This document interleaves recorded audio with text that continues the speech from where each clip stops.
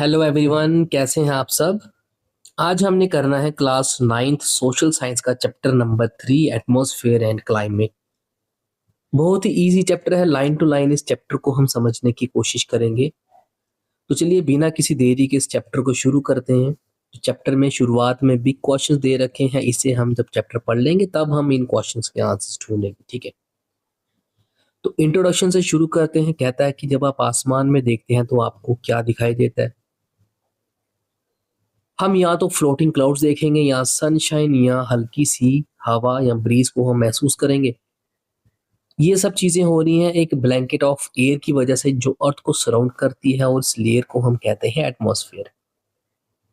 फिर है कि it is pull down around the earth by gravity.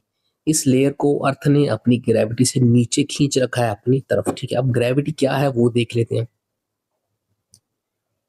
कहता है gravity is a fundamental physical force of attraction between objects that have mass और energy such as the sun and the earth. तो कहता है कि ग्रेविटी एक fundamental force of attraction है। Fundamental यानी कि बेसिक। तो कहीं पर भी आप वर्ड फंडामेंटल पढ़ेंगे तो उसका मीनिंग होता है बेसिक। जैसे हम पढ़ते हैं फंडामेंटल राइट्स, यानी कि जो बेसिक राइट्स जो होने ही चाहिए, तो वैसे ही ग्रेविटी भी एक फंडामेंटल फोर्स ऑफ अट्रैक्शन है ऑब्जेक्ट्स के बीच में जिनका कुछ ना कुछ मास होता है या जिनके पास एनर्जी होती है।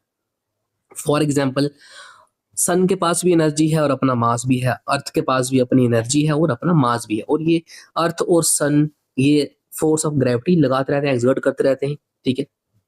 उसके अलावा मून है, उसकी भी अपनी एनर्जी है, मास है उसका, तो मून की भी अपनी ग्रेविटी है। फिर कह रहा है कि जो फोर्स ऑफ अट्रैक्शन है जो अर्थ का मास एक्सर्ट करता है ऑब्जेक्ट्स के ऊपर जो अर्थ के नजदीक है या फिर अर्थ की सरफेस के ऊपर है, उस फोर्स को हम कह रहे हैं ग्रेविटी, ठीक है। आगे चलते हैं। कह रहा है and is a mixture of gases in various proportions, की जो एटमॉस्फेयर है उसमें जो ब्लैंकेट ऑफ एयर है उसमें बहुत सारी गैसेस का मिक्सचर है जो अलग अलग प्रोपोर्शंस में है। यानी कि कुछ गैसेस जो है इसमें कम मात्रा में है और कुछ गैसेस ज्यादा मात्रा में, ठीक है। फिर है ये गैसेस जो है ये बहुत जरूरी हैं लिविंग बींग्स के लिए जो अर्थ पे रह रहे हैं। अब एटमॉस्फेयर करता क्या है। एटमॉस्फेयर शील्ड करता है हमें हार्मफुल रेडिएशन से जो सन से आती हैं, जिसमें अल्ट्रा वायलेट रेडिएशन भी होती है। तो अल्ट्रा वायलेट रेडिएशन हार्मफुल किस तरीके से होते हैं, क्योंकि ये हमें स्किन पे स्किन डैमेज कर सकती है हमारी, ठीक है। हमारी आंखों को डैमेज कर सकती है, हमारी इम्यूनिटी को कम करती है अल्ट्रा वायलेट रेडिएशन, उससे ये हमें प्रोटेक्ट करता है, ठीक है। और एटमॉस्फेयर क्या करता है, अर्थ के टेम्परेचर को भी रेगुलेट करता है, ठीक है। कैसे रेगुलेट करता है, कुछ हीट को ट्रैप कर लेगा, सन की एनर्जी या हीट को ट्रैप कर लेगा और वापिस उसको स्पेस में नहीं जाने देगा। सारी की सारी सन की एनर्जी को ट्रैप नहीं करता है, कुछ जो हीट होती है वो वापस स्पेस में चली जाती है, लेकिन कुछ हीट स्पेस में जो अर्थ के एटमॉस्फेयर में ही ट्रैप हो जाती है। तो उस वजह से अर्थ के टेम्परेचर को रेगुलेट करता है। तो इसका मतलब ये है कि अर्थ ना ही ज्यादा गर्म होने देता है एटमॉस्फेयर और ना ही ज्यादा ठंडी होने देता है, ठीक है।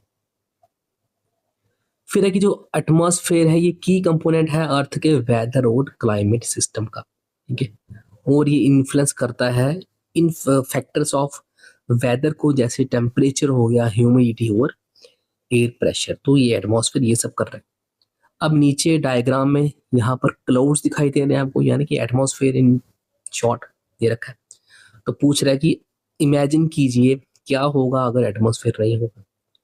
Discuss your thoughts with your friends and teacher. तो अगर एटमॉस्फेयर नहीं होगा तो क्या होगा। हमने अभी ऊपर पढ़ा कि एटमॉस्फेयर क्या है, मिक्सचर ऑफ गैसेस है, ठीक है, ठीक है, मिक्सचर ऑफ गैसेस। तो इन गैसेस में एक गैस जो हम ह्यूमंस बीइंग के लिए जरूरी है वो है ऑक्सीजन, और प्लांट्स के लिए जरूरी है कार्बन डाइऑक्साइड CO2। तो अगर ऑक्सीजन एटमॉस्फेयर ही नहीं होगा तो ऑक्सीजन भी नहीं होगा। तो अगर ऑक्सीजन नहीं है तो अर्थ पे लाइफ होगी नहीं, ठीक है। तो सिंपल सा इसका आंसर है life will not exist on earth. Introduction के बाद फर्स्ट टॉपिक हम शुरू करेंगे वो है composition and structure of atmosphere, की एटमॉस्फेयर का कंपोजिशन क्या है और इसका स्ट्रक्चर क्या है, ठीक है। तो सबसे पहले हम शुरू करेंगे कंपोजिशन के साथ। कहता है अर्थ एटमॉस्फेयर जो है ये कंपोज है बहुत ज्यादा मिक्सचर ऑफ गैसेस के साथ, ठीक है, जिसमें नाइट्रोजन और ऑक्सीजन दो प्राइमरी गैसेस हैं और सबसे ज्यादा मात्रा में एटमॉस्फेयर में पाई जाती हैं, जो कि अर्थ पे लाइफ के लिए जरूरी है। उसके अलावा नाइट्रोजन और ऑक्सीजन के अलावा दूसरी गैसेस कौन सी हैं, इसमें carbon dioxide, argon, helium, neon, krypton, xenon, ozone, hydrogen कुछ अदर गैसेस हैं जो एटमॉस्फेयर में प्रेजेंट है, बट ये बहुत कम मात्रा में पाई जाती हैं। अब गैसेस के अलावा एटमॉस्फेयर में वाटर वेपर्स भी हैं और टाइनी डस्ट पार्टिकल्स भी हैं। अब वाटर वेपर्स कितना अमाउंट में है एटमॉस्फेयर में? जनरली 0.1 से 0.4% वाटर वेपर्स हैं। और वाटर वेपर्स एक सिग्निफिकेंट रोल प्ले करते हैं क्लाउड फॉर्मेशन में और प्रेसिपिटेशन में। अब उसके बाद ये एक लाइन में कह रहा है कि कंपोजिशन ऑफ एटमॉस्फेयर है वो वेरी करती है विद आल्टीट्यूड, ठीक है। जैसे कि अगर हम अर्थ से ऊपर चलते जाएं एटमॉस्फेयर से, ठीक है, सरफेस से हम ऊपर चलते जाएं, तो जो कंपोजिशन है एटमॉस्फेयर की, तो वो भी वेरी करती है। जैसे क्या पता अगर हम ऊपर चलते जाएं तो ऑक्सीजन कम होता जाए, दूसरी अदर गैसेस बढ़ती जाए, तो ये है वेरी करना विद ऑल्टीट्यूड, ठीक है। तो अब इस पिक्चर में हम देखते हैं कि कौन सी गैस कितनी मात्रा में एटमॉस्फेयर में पाई गई है। तो सबसे मोस्ट अबंडेंट गैस जो है वो है नाइट्रोजन, ठीक है। नाइट्रोजन सबसे ज्यादा मात्रा में है, ये है फर्स्ट नंबर पे। नाइट्रोजन के बाद जो सबसे ज्यादा गैस एटमॉस्फेयर में पाई जाती है वो है ऑक्सीजन, दिस इज नंबर 2। उसके बाद third most abundant gas is argon, ठीक है। आर्गन के बाद जो फोर्थ नंबर पे है वो है कार्बन डाइऑक्साइड। उसके बाद है 0.03% अदर गैसेस। इसमें से अगर कोई क्वेश्चन बन सकता तो एमसीक्यू बन सकता है बिल्कुल आराम से, ठीक है, कि क्रोनोलॉजी बता देंगे या पूछ लेंगे आपको विच is the most abundant gas is in the atmosphere, या पूछ लेंगे सेकंड मोस्ट अबंडेंट गैस, ठीक है। तो या फिर अगर इसमें शॉर्ट टाइप भी बनेगा तो पूछेंगे भाई कंपोजिशन ऑफ एटमॉस्फेयर बता दो क्या क्या उसमें, ठीक है। तो चलते हैं नीचे। अब कह रहा है लेट्स रिकॉल में पूछ रहा है कि how is nitrogen useful for plants. Nitrogen सबसे ज्यादा मात्रा में है एटमॉस्फेयर में 78%। अब ये किस तरीके से यूजफुल है प्लांट्स के लिए? तो नाइट्रोजन जो है ये प्लांट्स के लिए इसी तरीके से यूजफुल है क्योंकि नाइट्रोजन से प्लांट्स, ये एक इम्पॉर्टेंट प्लांट की ग्रोथ के लिए एक इम्पॉर्टेंट फैक्टर है। क्यों इम्पॉर्टेंट फैक्टर है? क्योंकि नाइट्रोजन जो है उससे प्लांट्स जो है वो क्लोरोफिल बनाते हैं और बहुत सारे अमीनो एसिड्स बनाते हैं with the help of nitrogen. अब नाइट्रोजन जो है प्लांट्स डायरेक्टली यूटिलाइज नहीं कर सकते। अब नाइट्रोजन यूटिलाइज करने के लिए एक बैक्टीरिया होता है सॉइल में, ठीक है। वो बैक्टीरिया जिसे हम कहते हैं राइजोबियम बैक्टीरिया, ठीक है, ये आपने साइंस की क्लासेस में पढ़ा होगा। ये बैक्टीरिया नाइट्रोजन को फिक्स करता है और सॉइल में नाइट्रोजन की मात्रा को बढ़ाता है, और फिर जो प्लांट जो है वो थ्रू रूट्स इस नाइट्रोजन का इस्तेमाल करते हैं, ठीक है। और दूसरा नाइट्रोजन कैसे सॉइल में आता है, दूसरा कारण है उसका लाइटनिंग। जब भी कभी बारिश होगी और लाइटनिंग होगी, उसके साथ लाइटनिंग के साथ अगर बारिश हो रही है तो जो अर्थ जो एटमॉस्फेयर में नाइट्रोजन है वो लाइटनिंग क्या करेगा, उसको ब्रेक कर देगा नाइट्रोजन के एटम्स को, और फिर वो पानी के साथ मिक्स होकर सॉइल में मिक्स हो जाएंगे, ठीक है। इन दो तरीकों से नाइट्रोजन जो है वो सॉइल में पहुंचता है और फिर वहां से प्लांट्स नाइट्रोजन को यूटिलाइज कर सकते हैं। कंपोजिशन के बाद हम देखेंगे स्ट्रक्चर ऑफ एटमॉस्फेयर की एटमॉस्फेयर का स्ट्रक्चर क्या है, ठीक है। अब कह रहे हैं कि एटमॉस्फेयर जो है वो लेयर्ड स्ट्रक्चर से इसकी अलग अलग लेयर्स हैं, और जो लेयर्स किस तरीके से डिफाइन की गई हैं on the basis of changes in temperature and density with increasing altitude. यानी कि सपोज ये अर्थ है, इसके ऊपर अलग अलग लेयर्स हैं एटमॉस्फेयर की, और ये लेयर्स कैसे डिफाइन की गई हैं? एक तो इंक्रीजिंग ऑल्टीट्यूड के साथ क्या होगा, हमारी गैसेस की जो है वो डेंसिटी चेंज होगी, और दूसरा क्या है कि हर लेयर में कुछ ना कुछ टेम्परेचर में बदलाव पाया गया है। तो इन दोनों फैक्टर्स की वजह मदद से हमने एटमॉस्फेयर की लेयर्स को जो है क्लासीफाई किया हुआ है। वो कौन कौन सी लेयर है वो हम देखते हैं। अब क्या आता है, जो डेंसिटी ऑफ एयर है वो अर्थ की सरफेस पे बहुत ज़्यादा है, और हाई आल्टीट्यूड पे डेंसिटी ऑफ जो एयर है या गैसेस है वो कम है, ठीक है। अब क्यों है अर्थ की सरफेस पे density of gases? Due to the gravitation pull of earth. हमने चैप्टर के इंट्रोडक्शन में ही पढ़ा कि अर्थ अपनी ग्रेविटी से एटमॉस्फेयर को खींच रही है, ठीक है। वो एटमॉस्फेयर को अपनी तरफ खींच रही है, तो गैसेस भी अर्थ की सरफेस पे ज्यादा होंगी, ठीक है। अब यहाँ पर एक टर्मिनोलॉजी है आल्टीट्यूड। तो कह रहा है आल्टीट्यूड क्या होता है? ये the height of a location above mean sea level, ठीक है। तो कभी भी हम अगर आल्टीट्यूड किसी जगह का देखते हैं तो हम मीन सी लेवल से उसका आल्टीट्यूड देखते हैं। हम कभी भी अर्थ की सरफेस से आल्टीट्यूड नहीं नापते हैं, हम हमेशा नापेंगे सी लेवल से, और यूजुअली आल्टीट्यूड को मेजर किया जाता है मीटर्स या फीट में, ठीक है। तो मीन सी लेवल को हम 0 मीटर्स या 0 फीट कंसीडर करते हैं, ठीक है।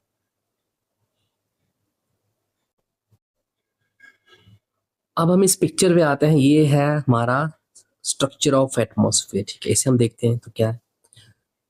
तो सबसे पहले जो अर्थ की सरफेस से नज़दीक जो लेयर होती है उसे हम कहते हैं ट्रोपोस्फेयर। तो ये ही सबसे फर्स्ट लेयर जो है वो है ट्रोपोस्फेयर। ट्रोपोस्फेयर के बाद दूसरी लेयर है स्ट्रेटोस्फेयर। स्ट्रेटोस्फेयर के बाद third layer is mesosphere. After mesosphere there is thermosphere. After thermosphere we have last layer which is known as exosphere. तो टोटल कितनी लेयर्स हुई हमारे पास? 1 2 3 4 5। तो टोटल हमारे पास 5 लेयर्स हैं एटमॉस्फेयर की, ठीक है। अब एक इम्पॉर्टेंट पॉइंट, जब भी एक लेयर से दूसरी लेयर में ट्रांजिशन होगा, यानी कि एक लेयर जब खत्म हो रही है दूसरी लेयर स्टार्ट होने वाली है, तो उसे हम कहते हैं ट्रांजिशन। तो जब ट्रोपोस्फेयर से हम स्ट्रेटोस्फेयर में जाएंगे तो बीच में ट्रांजिशन लेयर आती है, उस ट्रांजिशन को लेयर कहा गया है ट्रोपोपॉज। वैसे ही जब हम स्ट्रेटोस्फेयर से मीजोस्फेयर में जाएंगे तो बीच में एक ट्रांजिशन लेयर है, उस लेयर को बोला गया है स्ट्रेटोपॉज। वैसे ही mesopause it is a transition between mesosphere and thermosphere, ठीक है। तो अब एक एक करके हम इन लेयर्स को देखेंगे और ये लेयर्स किस तरीके से अर्थ के लिए इंपॉर्टेंट है हम वो देखेंगे। एटमॉस्फेयर की सबसे पहली लेयर है उसे हम कहते हैं ट्रोपोस्फेयर। तो ट्रोपोस्फेयर जो है most important layer of earth atmosphere का है। इसकी एवरेज हाइट है 12 किलोमीटर्स, ठीक है। एवरेज हाइट क्यों बोला गया है? क्योंकि यहाँ पर अगर suppose this is our earth और अगर हम सेंटर ऑफ द अर्थ से ट्रोपोस्फेयर की हाइट देखें फर्स्ट लेयर की, तो ये है अप्रोक्सीमेटली 18 किलोमीटर्स, ठीक है। और अगर हम पोल्स के ऊपर से देखें, सपोज ये हमारा नॉर्थ पोल है, यहाँ से अगर हम एटमॉस्फेयर की हाइट को देखें तो ये निकलती है 6 किलोमीटर्स। तो अगर हम एवरेज निकालेंगे तो 18 प्लस 6 डिवाइड बाई 2, ठीक है, तो ये हमारा निकलता है 12 किलोमीटर। तो एवरेज हाइट एटमॉस्फेयर की क्या है? 12 किलोमीटर। क्लियर है इतनी सी बात? चलते हैं आगे। अब कह रहा है ट्रोपोस्फेयर में क्या हो रहा है, इन दिस लेयर टेम्परेचर जो डिक्रीज होगा विद इंक्रीजिंग ऑल्टीट्यूड, ठीक है। तो ये ट्रोपोस्फेयर है, जैसे ही हम ट्रोपोस्फेयर से स्ट्रेटोस्फेयर की तरफ बढ़ते जाएंगे तो हमारा टेम्परेचर क्या होगा? डिक्रीज, यानी कि टेम्परेचर कम होता जाएगा। जैसे ही हम अर्थ की सरफेस से ऊपर जाते जाएंगे स्ट्रेटोस्फेयर की तरफ तो टेम्परेचर विल डिक्रीज। तो उसके बाद क्या है, जो हम हवा ले रहे हैं वो भी यहीं पर एग्जिस्ट करती है, यानी कि ट्रोपोस्फेयर में एग्जिस्ट करती है along with most of the water vapours and clouds. Water vapours और क्लाउड्स भी यहीं पर एग्जिस्ट करते हैं। Nearly all the weather phenomena such as rainfall, fog, hail occur in this layer. जो भी वेदर फिनोमिना हो रहे हैं वो इसी लेयर में हो रहे हैं, ठीक है। वेदर फिनोमिना जैसे अगर रेनफॉल हो रहा है, स्नोफॉल हो रहा है, हेल स्टॉर्म यानी कि अगर ओले गिर रहे हैं, धुंध पड़ रही है, ये सब इसी लेयर में हो रहे हैं। तो कुछ बच्चे क्या करते हैं, इसमें सुनामी भी लिख लेते हैं कि इस लेयर में सुनामी भी हो रहा है, वो ट्रोपोस्फेयर में ही हो रहा है, तो सुनामी मत लिखना है इसमें, ठीक है। तो उसके बाद कह रहा है कि ट्रोपोस्फेयर जो है वो सेपरेट है स्ट्रेटोस्फेयर से एक ट्रांजिशन जोन से, जिसे हम ट्रोपोपॉज कह रहे हैं। ये स्टार्टिंग में मैंने समझा दिया था। तो ये ट्रोपोस्फेयर से जैसे हम स्ट्रेटोस्फेयर की तरफ बढ़ते जाएंगे तो एक ट्रांजिशन लेयर आती है, ठीक है, उस ट्रांजिशन लेयर को बोला गया है ट्रोपोपॉज, ठीक है। तो चलते हैं आगे। अगली लेयर है स्ट्रेट। अच्छा, उससे पहले इस ट्रोपोस्फेयर से क्वेश्चन क्या बन सकता है? अगर सिंपल क्वेश्चन यहाँ से आपको आ सकता है लिखने के लिए, what is the importance of troposphere, है ना, या फिर right A short note on troposphere, या फिर why troposphere is important for earth surface. तो इसमें आप पॉइंट वाइज लिख सकते हो, अगर आपको ये शॉर्ट आंसर में आ जाता है या वेरी शॉर्ट में आता है। तो पॉइंट नंबर 1 आप क्या लिखोगे कि troposphere is most important layer of the atmosphere with an average height of 12 kilometres. Point number 1 हो गया। पॉइंट नंबर 2 आपका आ जाएगा, इस लेयर में क्या कहता है, टेम्परेचर डिक्रीज होता है with increasing altitude. Point number 3 आ गया, जो हवा हम ले रहे हैं और जो most of water vapours cloud इसमें एग्जिस्ट करते हैं। पॉइंट नंबर 4 सब के सब वेदर फिनोमिना यहीं पर हो रहे हैं। और पॉइंट नंबर 5 ट्रोपोस्फेयर जो है वो सेपरेटेड है स्ट्रेटोस्फेयर से एक ट्रांजिशन जोन से, जिसे कहते हैं ट्रोपोपॉज। तो ये पॉइंट वाइज आप इसका आंसर लिख सकते हैं, ठीक है। बहुत ईजी है ये, एक बार पढ़ लोगे तो आपके माइंड में ये चीज बैठ जाएगी, ठीक है।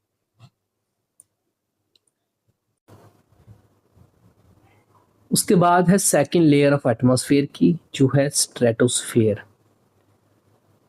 अब ट्रोपोस्फेयर से जब हम स्ट्रेटोस्फेयर में जाएंगे, ठीक है, तो उसमें एक ट्रांजिशन जोन आता है, हमने अभी डायग्राम में ही देखा वो है ट्रोपोपॉज, ठीक है। तो ट्रोपोस्फेयर अर्थ की सरफेस से कितना ऊपर है? 50 किलोमीटर। अगर हम अर्थ की सरफेस से 50 किलोमीटर ऊपर चले जाएं तो हम पहुंच जाएंगे कहाँ पर? स्ट्रेटोस्फेयर में, ठीक है। अब स्ट्रेटोस्फेयर की खासियत क्या है वो देख लेते हैं। तो ये लेयर जो है, यहाँ पर एरोप्लेन्स उड़ाए जाते हैं क्योंकि यहाँ पर क्लाउड्स नहीं होते और कोई भी वेदर फिनोमेना यहाँ पर नहीं होता, ठीक है। तो इसी रीज़न की वजह से स्ट्रेटोस्फेयर में ज़्यादातर हमारे एरोप्लेन्स उड़ते हैं, ठीक है। उसके अलावा एक और फीचर है स्ट्रेटोस्फेयर का। वो क्या फीचर है कि इसी लेयर में एक और लेयर होती है ओजोन गैस की, ठीक है। ओजोन गैस की एक लेयर होती है स्ट्रेटोस्फेयर में। अब ओजोन लेयर क्या करती है? ये हमें शील्ड करती है सन की हार्मफुल अल्ट्रा वायलेट रेडिएशन से, ठीक है। तो यहीं से जो अल्ट्रा वायलेट रेडिएशंस होती हैं वो ज़्यादातर रिफ्लेक्ट कर देती हैं ओजोन गैस, ठीक है। तो अर्थ तक नहीं पहुंचती हैं अल्ट्रा वायलेट रेडिएशंस।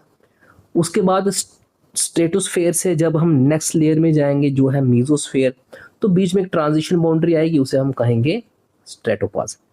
पहली जो है वो है हमारी ट्रोपोपॉज, ठीक है, which is transition between stratosphere and troposphere. उसके बाद है हमारी mesopause which is a transition between stratosphere and mesosphere, ठीक है। तो स्ट्रेटोस्फेयर से भी सेम अगेन ये ऐसा ही क्वेश्चन बन सकता है कि what is the importance of stratosphere. तो उसमें भी आपने पॉइंट वाइज ही लिखना है। पहला पॉइंट आप लिखोगे कि ये लेयर 50 किलोमीटर है above the surface of earth, ठीक है। अर्थ से 50 किलोमीटर है, ना कि ट्रोपोस्फेयर से। दूसरा पॉइंट आप लिखोगे कि यहाँ पर हम एरोप्लेन्स को फ्लाई करते हैं, ठीक है। थर्ड पॉइंट आप लिखोगे कि यहाँ पर कोई भी वेदर फिनोमिना नहीं होता है। फोर्थ पॉइंट आप लिखोगे कि यहाँ पर ओजोन गैस पाई जाती है जिसका फॉर्मूला होता है O3। फिफ्थ पॉइंट आप लिखोगे कि ये ओजोन लेयर जो है ये अल्ट्रावायलेट रेडिएशंस को वापस रिफ्लेक्ट कर देती है। तो इसके भी 5 पॉइंट इजीली आपके बन जाएंगे। उसके बाद थर्ड लेयर इज मेसोस्फेयर। अब मेसोस्फेयर जो है वो स्ट्रेटोस्फेयर के बिल्कुल ऊपर है, ठीक है, और ये एक्सटेंड करती है अर्थ की सरफेस से 80 किलोमीटर्स। 80 किलोमीटर्स अर्थ की सरफेस से ऊपर कौन सी लेयर है? मेसोस्फेयर। अब इस लेयर में क्या होता है? टेम्परेचर जो है वो डिक्रीज करता है विद इंक्रीजिंग ऑल्टीट्यूड। जैसे ही हम ट्रोपोस्फेयर से ऊपर जाएंगे स्ट्रेटोस्फेयर से ऊपर यहाँ पर मेसोस्फेयर स्टार्ट हो जाएगा। जब यहाँ से अगर हम ऊपर जाते जाएंगे, ठीक है, ऊपर जाते जाएंगे तो हमारा टेम्परेचर क्या होगा? इंक्रीज होना शुरू हो जाएगा, ठीक है। सॉरी, टेम्परेचर जो हमारा डिक्रीज होना शुरू हो जाएगा मेसोस्फेयर में। अब मेसोस्फेयर की क्या खासियत है कि यहाँ पर जो मेट्योराइट्स होते हैं जो स्पेस से अर्थ में एंटर करते हैं वो बर्न हो जाते हैं। मेट्योराइट्स क्या होते हैं? जो एस्ट्रॉइड्स जो होते हैं जब अपनी ऑर्बिट से अलग हो जाते हैं, जो फ्रीली फॉलिंग बड़े बड़े रॉक्स होते हैं ऊपर एटमॉस्फेयर में, सॉरी स्पेस में, जो वो अपनी ऑर्बिट से भटक जाते हैं तो वो अर्थ की तरफ खींचते हैं due to the gravity of earth. तो अर्थ की जैसे ही मेसोस्फेयर में एंटर करेंगे मेट्योराइट्स तो ये वहाँ पर बर्न हो जाते हैं, ठीक है। तो जितने भी हम देखते हैं, कभी कभी हम टीवी में भी देखते हैं मैटी और शॉवर बोलते हैं, जिसे हम बोलते हैं तारा टूटा। वो असल में तारा नहीं टूटता है, वो ये फ्रीली फॉलिंग रॉक्स होती हैं जो अर्थ की तरफ मूव कर रही थी, वो जलती हैं, ठीक है। हम सोचते हैं कि तारे टूटे। तो ये है मेसोस्फेयर की खासियत, ठीक है। उसके बाद फोर्थ लेयर है थर्मोस्फेयर। ये कितनी एग्जिस्ट करती है अर्थ से ऊपर? ये एग्जिस्ट करती है अर्थ की सरफेस से 700 किलोमीटर ऊपर तक एक्सटेंड करती है, ठीक है।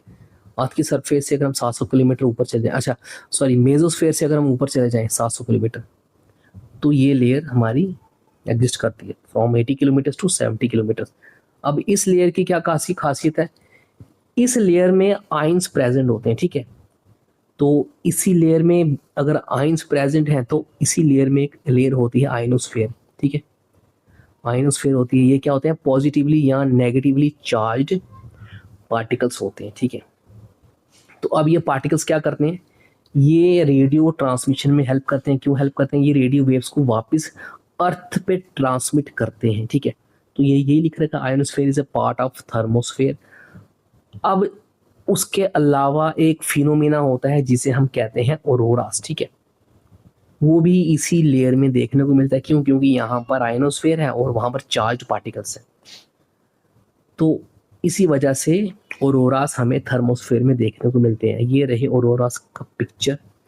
कलरफुल लाइट्स दिखाई देती हैं हमें आसमान में, और ये ज़्यादातर दिखाई देती हैं नॉर्थ पोल और साउथ पोल से, ठीक है। तो अब जो वर्ड ऑरोरा है वे ये ओरिजिनेट है इसका लैटिन, ठीक है, इसका मीनिंग होता है डॉन या फिर मॉर्निंग लाइट। अब इसका नाम दिया गया था ऑरोरा का after the Roman goddess aurora, ठीक है। ये है इस वर्ड का ओरिजिन। और ये क्या रेफर करता है? Colourful display of light in the sky near the poles. अब ये क्यों होता है ऐसा? यहाँ पर क्या वजह है जिस कारण यहाँ पर लाइट्स दिखाई देती हैं? तो होता क्या है, जब सोलर विंड जो चार्ज पार्टिकल सन एमिट करता है, जिसे हम सोलर विंड कहते हैं, तो ये जब अर्थ की तरफ मूव करती हैं, तो जब जैसे ही ये थर्मोस्फेयर में पहुंचती हैं, तो वहाँ पर क्या होता है, आइंस प्रेजेंट होते हैं। आइंस के पार्टिकल्स प्रेजेंट होते हैं, नेगेटिवली या पॉजिटिवली चार्ज। तो जब ये पार्टिकल्स से ये सन की जो चार्ज पार्टिकल्स इंटरेक्ट करते हैं, ठीक है, तो गैसेस जो होती हैं एटमॉस्फेयर में वो ग्लो करना शुरू कर देती हैं, ठीक है। तो ज़्यादातर हमें ये आरबीजी कलर्स दिखाई देते हैं ऑरोरास में, रेड, ब्लू एंड ग्रीन, ठीक है। तो अब बोथ हमारे नॉर्थ पोल और साउथ पोल पे ऑरोरास होते हैं। जो नॉर्थ पोल पे लाइट्स दिखाई देती हैं उन्हें बोला जाता है ऑरोरा बोरियलिस, और जो नॉर्दर्न हेमिस्फेयर यानी कि नॉर्थ पोल में ऑरोरा बोरियलिस, और सदर्न हेमिस्फेयर में यानी कि साउथ पोल में उसे हम कहते हैं ऑरोरा ऑस्ट्रेलिस। तो इसको कैसे याद रखना आपने? देखो, हमारे सदर्न हेमिस्फेयर में कॉन्टिनेंट है ऑस्ट्रेलिया, ठीक है। तो ऑस्ट्रेलिया से आप याद रखोगे ऑस्ट्रेलिस, ठीक है, तो बिल्कुल ईजी हो जाएगा। तो ये है हमारे ऑरोरास, ठीक है। नॉर्थ पोल में ऑरोरा बोरियलिस और साउथ पोल में ऑरोरा ऑस्ट्रेलिस, ठीक है।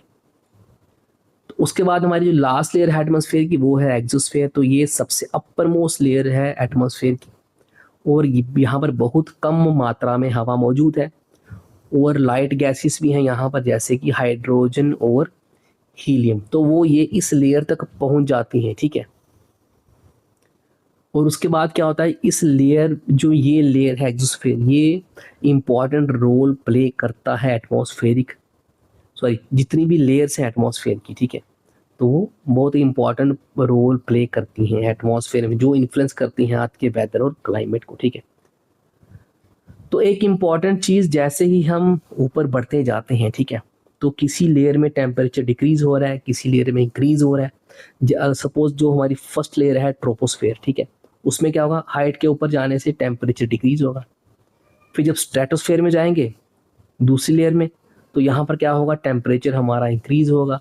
फिर जैसे ही हम मेसोस्फेयर में पहुँचेंगे थर्ड लेयर में, यहाँ पर टेम्परेचर हमारा डिक्रीज होना शुरू हो जाएगा। और जैसे ही हम पहुंचेंगे थर्मोस्फेयर में, वहाँ टेम्परेचर इंक्रीज होगा। तो यहाँ पर एक क्रोनोलॉजी देखिए, पहले टेम्परेचर बढ़ रहा है, सॉरी, पहले टेम्परेचर हमारा डिक्रीज कर रहा है, ठीक है, फिर इंक्रीज कर रहा है, फिर डिक्रीज कर रहा है, फिर इंक्रीज कर रहा है। तो इसको याद रखने की एक ट्रिक है, वो ट्रिक है दीदी, DIDI, ठीक है। तो डायग्राम की मदद से इस ट्रिक को लगाने की कोशिश करते हैं। मैं दिखाता हूँ आपको कि किस लेयर में टेम्परेचर कम हो रहा है और किस लेयर में टेम्परेचर हमारा बढ़ता हुआ हमें दिखाई पड़ता है, ठीक है। तो जैसे ट्रोपोस्फेयर, यहाँ पर हम लगा देंगे D, यानी कि डिक्रीज हो रहा है। फिर स्ट्रेटोस्फेयर में क्या हो रहा है, हमारा टेम्परेचर इंक्रीज हो रहा है, तो हम लगा देंगे I, इंक्रीज। उसके बाद मीजोस्फेयर में दोबारा डिक्रीज हो रहा है, हम D लगा देंगे।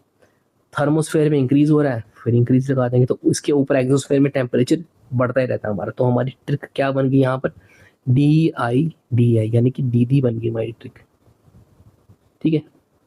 तो अगर आपको किसी MCQ आता है कि in mesosphere temperature dash with increase in altitude, decrease, increase, remain same या नन ऑफ दिस, तो ऐसा क्वेश्चन आ सकता है। तो अगर आपको ये ट्रिक पता है दीदी, यानी कि फर्स्ट लेयर में डिक्रीज, सेकंड लेयर में इंक्रीज, थर्ड में डिक्रीज, फोर्थ में इंक्रीज, उसके ऊपर टेम्परेचर हमारा बढ़ता ही रहता है। तो यहाँ इजीली आप रिमेंबर इस चीज़ को कर सकते हैं।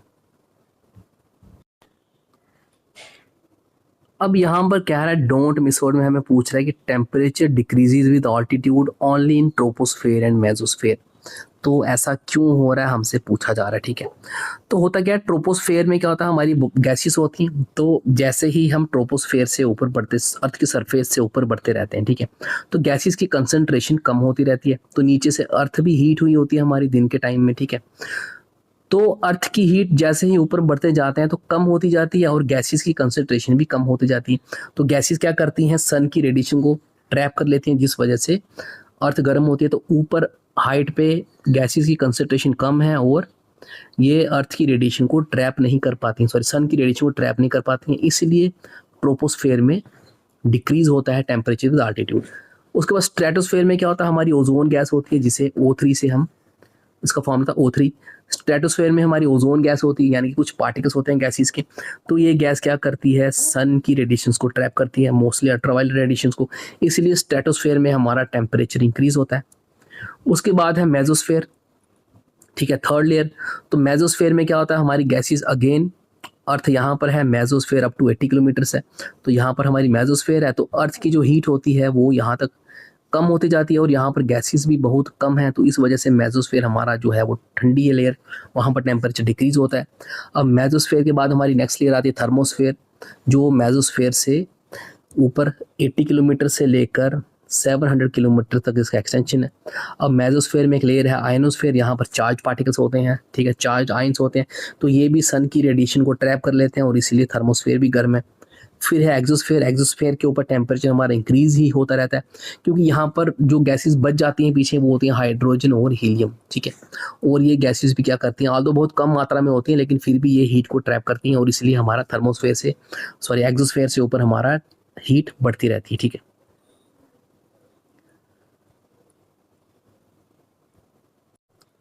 अब डोंट मिस आउट में हमें पूछ रहा है, कहा जा रहा है कि जो हमारी ऊपर जो हवा है, एयर है, वो एक सिग्निफिकेंट फोर्स, यानी कि अच्छी खासी मात्रा में हमारी बॉडी के ऊपर फोर्स लगा रही है, लेकिन उसके बावजूद भी हमें उस फोर्स महसूस नहीं होती है। क्यों?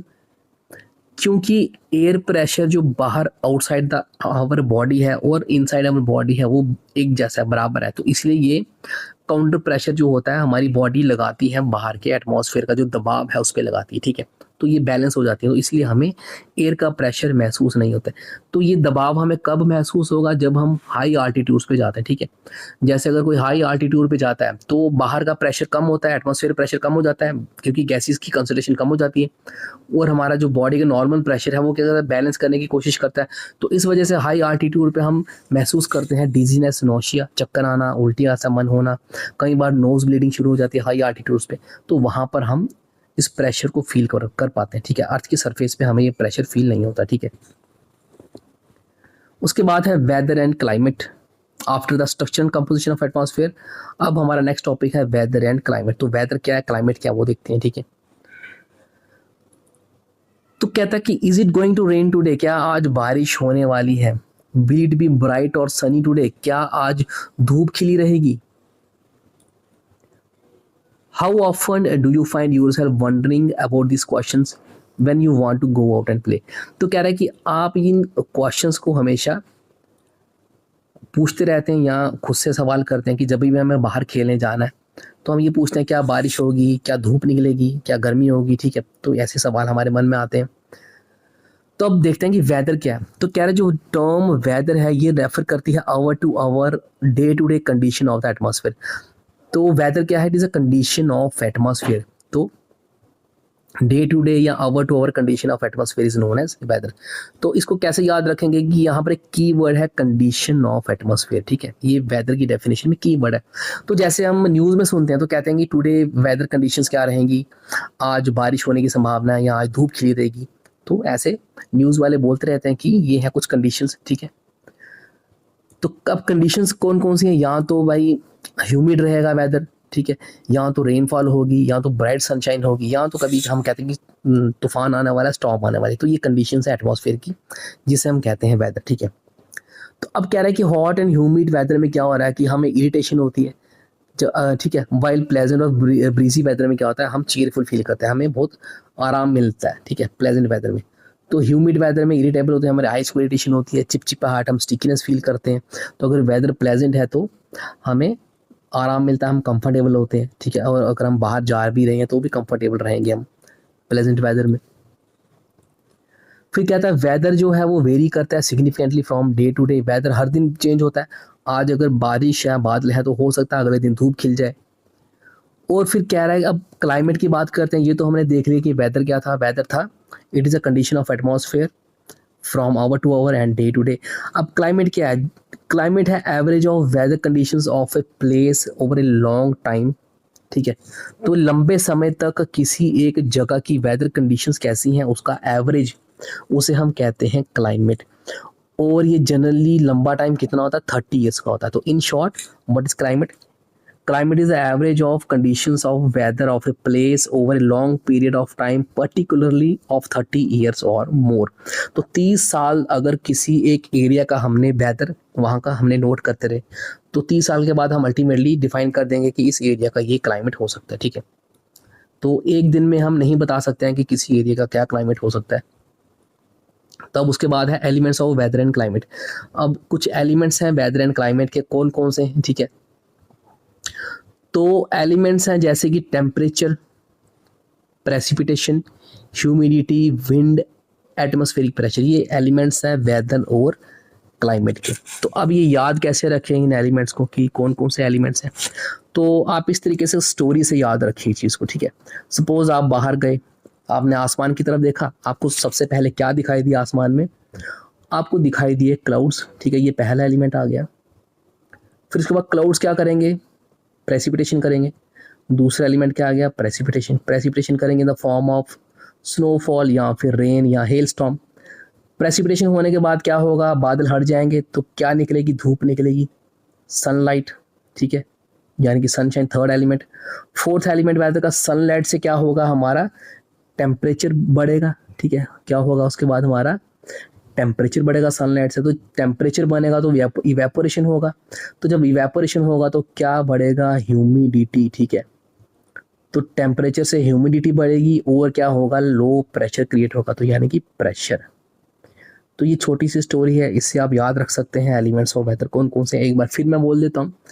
आप बाहर गए, आपने आसमान की तरफ देखा तो आपको बादल दिखाई दिए। अब बादल क्या करेंगे? प्रेसिपिटेशन करेंगे। प्रेसिपिटेशन होने के बाद क्या होगा? बादल हट जाएंगे, सनलाइट आएगी। सनलाइट से क्या होगा? टेम्परेचर बढ़ेगा। जब टेम्परेचर बढ़ेगा तो इवेपोरेशन होगा। इवेपोरेशन को होगा तो ह्यूमिडिटी बढ़ेगी। ठीक है, वो टेम्परेचर बढ़ने से ह्यूमिडिटी बढ़ेगी और लो प्रेशर क्रिएट होगा, यानी कि प्रेशर में चेंजेस होगा। तो इस तरीके से आप वेदर के एलिमेंट्स को याद रख सकते हैं। अब एक एक करके इन एलिमेंट्स को हम देखते हैं कि ये क्या इम्पोर्टेंस है इनका और ये कैसे हमारे लाइफ के लिए ज़रूरी है और हमारी लाइफ पे इनका क्या असर पड़ता है। तो सबसे पहले है टेम्परेचर। तो टेम्परेचर क्या है? It is the degree of hotness और coldness of a body in simple terms. तो कह रहे हैं कि टेम्परेचर ऑफ एटमॉस्फेयर ये जो होता है ये सिर्फ दिन में ही नहीं वेरी करता है, बल्कि नाइट में भी वेरी करता है और सीजन्स में भी वेरी करता है। जैसे कि गर्मियों में गर्मी होती है और विंटर्स में ठंड होती है, तो ये वेरी कर गया सीजन टू सीजन। और दिन में भी टेम्परेचर ज़्यादा होता है, नाइट में भी कम होता है, तो ये भी वेरी कर गया temperature day to day and night to night. फिर कह रहा है कि टेम्परेचर को इफेक्ट करता है एक इम्पॉर्टेंट फैक्टर जिसका नाम है इंसुलेशन। तो इंसुलेशन क्या करता है? टेम्परेचर को, ये ऐसा फैक्टर है जो इफेक्ट करता है हर जगह के टेम्परेचर को। ठीक है, तो सबसे पहले देखते हैं इंसुलेशन क्या होती है। तो इंसुलेशन होती है जो सन की ओर से इनकमिंग सोलर एनर्जी आ रही है, वो हमारी अर्थ उस एनर्जी को कितना इंटरसेप्ट कर रही है, यानी कि कितना एब्जॉर्ब कर रही है, उसे हम कहते हैं insolation. In short, insolation is the incoming solar radiation from the sun that is intercepted by earth. ठीक है, तो ये है इंसुलेशन। उसके बाद क्या है? जो इंसोलेशन है वो डिक्रीज करती है जैसे ही हम इक्वेटर से पोल्स की तरफ मूव करते हैं। ठीक है, सपोज ये हमारा अर्थ है, ये है हमारा इक्वेटर, यहाँ पर हमारे नॉर्थ पोल, यहाँ पर है साउथ पोल। तो जैसे ही हम पोल्स की तरफ बढ़ते जाएंगे, चाहे नॉर्थ पोल की तरफ बढ़ें चाहे साउथ पोल की तरफ बढ़ें, तो जो इंसोलेशन है यानी कि जो अर्थ सन की हीट को इंटरसेप्ट कर रही है वो डिक्रीज करती है फ्रॉम इक्वेटर टू पोल्स। तो इसीलिए हमारा जो टेम्परेचर होता है वो इक्वेटर से जब हम पोल्स की तरफ बढ़ते हैं तो वो डिक्रीज करता है। हमारे पोल्स ठंडे हैं, ठीक है, तो इक्वेटर पे गर्मी होती है ज़्यादा, तो जैसे ही इक्वेटर से हम पोल की तरफ जाते हैं तो हमारा टेम्परेचर डिक्रीज करता है बिकॉज ऑफ इंसोलेशन। ठीक है, अब इस डायग्राम की मदद से आप समझिए कि ये ऐसा क्यों होता है, ठीक है। हमारी अर्थ अपने एक्सिस पे इस तरह से के इंक्लाइंड है, ठीक है, ऐसे इंक्लाइंड है, ठीक है। तो यहाँ पर है हमारा इक्वेटर, तो यहाँ पर है हमारा ट्रॉपिक ऑफ कैंसर, यहाँ पर है ट्रॉपिक ऑफ कैप्रिकॉन, और यहाँ पर हमारे नॉर्थ पोल, ये रहा साउथ पोल। तो सपोज ये सन की रेज है, सन की रेज क्या करती हैं, इक्वेटर के जो दोनों तरफ हमारी ट्रॉपिक ऑफ कैंसर है और कैप्रिकॉन है, यहाँ पर बिल्कुल डायरेक्टली सन की रेस पड़ती हैं। तो ये एरियाज सबसे ज़्यादा हीट को एब्जॉर्ब करते हैं, यानी कि सबसे ज़्यादा इंसुलेशन को ट्रैप करते हैं। और जैसे ही हम इक्वेटर से दूर जाते जाते हैं तो ये रेस जो हैं ये इंक्लाइंड पर, यानी कि ये एंगल बनाती हैं। यहाँ पर ये देखो, ये जो नॉर्थ पोल पे रेस पड़ रही है ये एंगल बना रही है, और यहीं से ये रिफ्लेक्ट बैक हो जाती है, ठीक है। तो यानी कि अर्थ इसको पूरी तरीके से ट्रैप नहीं कर पाती है। जैसे हम इक्वेटर से दूर जाते जाते हैं तो ये रिफ्लेक्ट हो जाती है यहाँ से सन की इंसुलेशन। तो ये वजह है कि इक्वेटर के दोनों तरफ अगर हम बढ़ते हैं तो हमारा इंसुलेशन भी वो है डिक्रीज करता है। तो ये इसी वजह से हमने अर्थ को अलग अलग जोन्स में डिवाइड कर रखा है, ठीक है। तो बीच में हमारा है इक्वेटर से लेकर ट्रॉपिक ऑफ कैंसर और कैप्रिकॉन तक जो हमारा जोन है, सबसे ज़्यादा हीट अर्थ इन एरियाज में ट्रैप करती है। यहाँ पर सबसे ज़्यादा इंसुलेशन अर्थ इंटरसेप्ट करती है। तो इस एरिया को हम कहते हैं टॉरिड जोन, ठीक है, इसलिए इस एरिया को बोला गया है टॉरिड जोन। तो जैसे ही टॉरिड जोन से हम ऊपर चलते जाएंगे, यानी कि ट्रॉपिक ऑफ कैंसर या ट्रॉपिक ऑफ कैप्रिकॉन से आगे बढ़ते जाएंगे, फिर हमारा आता है टेम्परेट जोन शुरू हो जाता है हमारा, ठीक है। तो नॉर्दर्न हेमिस्फेयर में north temperate zone, southern hemisphere में साउथ टेम्परेट जोन। और जैसे ही हम पोल्स की तरफ बढ़ेंगे तो पोल्स में हमारे होते हैं फ्रिजिड जोन, यानी कि हमारी हड्डियों को भी फ्रीज कर देती है। तो पोल्स हमारे कौन से हैं, फ्रिजिड जोन हैं। और हमारे between tropic of Cancer and tropic of Capricorn में कौन से हैं, टॉरिड जोन। और between poles and tropic of Cancer कौन सा है, नॉर्थ टेम्परेट जोन। और बिटवीन साउथ पोल एंड हमारा ट्रॉपिक ऑफ कैप्रिकॉन कौन सा जोन है, साउथ टेम्परेट जोन, ठीक है। तो बिकॉज ऑफ इंसुलेशन हमने अर्थ को अलग अलग हीटिंग जोन्स में डिवाइड कर दिया हुआ। उसके बाद टेम्परेचर के बाद हमारा जो दूसरा एलिमेंट ऑफ वेदर क्लाइमेट है वो है ह्यूमिडिटी। अब ह्यूमिडिटी क्या होती है कि जब भी वाटर इवेपोरेट होगा, या तो लैंड से होगा या अलग वाटर बॉडी से वाटर इवेपोरेट होता है तो वो वेपर बनता है। अब जब ये वाटर वेपर्स जो हैं ये हवा में ज़्यादा बढ़ जाते हैं तो हम उसे कहते हैं ह्यूमिडिटी, ठीक है। तो उसके बाद कह रहा है कि देयर फॉर ह्यूमिडिटी क्या है, ह्यूमिडिटी है कि presence of water vapour in air creating moisture, उसे हम कहेंगे ह्यूमिडिटी, ठीक है। तो उसके बाद कह रहा है जब भी हवा गर्म होगी तो गर्म हवा क्या करेगी, सबसे ज़्यादा वाटर वेपर्स को होल्ड करेगी, और क्या बढ़ जाएगी, उससे हमारी ह्यूमिडिटी बढ़ जाएगी। तो कह रहा है ऑन सच ए डे, उस दिन क्या होगा, जिस दिन ह्यूमिडिटी ज़्यादा होगी हमारे कपड़े जल्दी नहीं सूखेंगे, हमारा पसीना जल्दी नहीं इवेपोरेट होगा, स्लोली इवेपोरेट होगा, और हम अनकंफर्टेबल फील करेंगे ऑन ए ह्यूमिड डे, ठीक है। स्टिकीनेस फील करेंगे, पसीना नहीं सूखेगा, आंखों में इरिटेशन होगी। तो ये है ह्यूमिडिटी का असर ह्यूमंस पे। तो यहाँ पर इसने एक वर्ड दे रखा है कि moist air, air gets warmer, यानी कि जब गर्म हवा जो होती है वो सबसे ज़्यादा वाटर वेपर को होल्ड कर सकती है। तो यहाँ से भी एक एमसीक्यू आपका बन सकता है कि which of the following air has the most capacity to hold water vapour. Options आपको दे देंगे, मॉइस्ट एयर दे देगा, ठीक है, या फिर ड्राई एयर दे देगा, या फिर आपको वार्म एयर दे देगा, या फिर आपको कोल्ड एयर दे देगा, ठीक है। तो इसके इस तरीके से ऑप्शंस बन सकते हैं। तो सबसे ज़्यादा वाटर वेपर हमारा कौन सी एयर होल्ड कर सकती है, वो है वार्म एयर, गर्म हवा सबसे ज़्यादा वाटर वेपर्स होल्ड करती है। अब यहाँ पर है मॉइस्ट एयर, मैंने दिया मॉइस्ट एयर, इसका मीनिंग है मॉइस्चर, यानी कि मॉइस्ट एयर में मॉइस्चर है तो ये वाटर वेपर होल्ड करेगी लेकिन कम। अब जो ड्राई एयर होती है इसमें भी मॉइस्चर होता है लेकिन कम होता है as compare to moisture. Cold air में सबसे ज़्यादा मॉइस्चर, कोल्ड एयर जो है ये मॉइस्चर को अब्जॉर्ब नहीं करती है।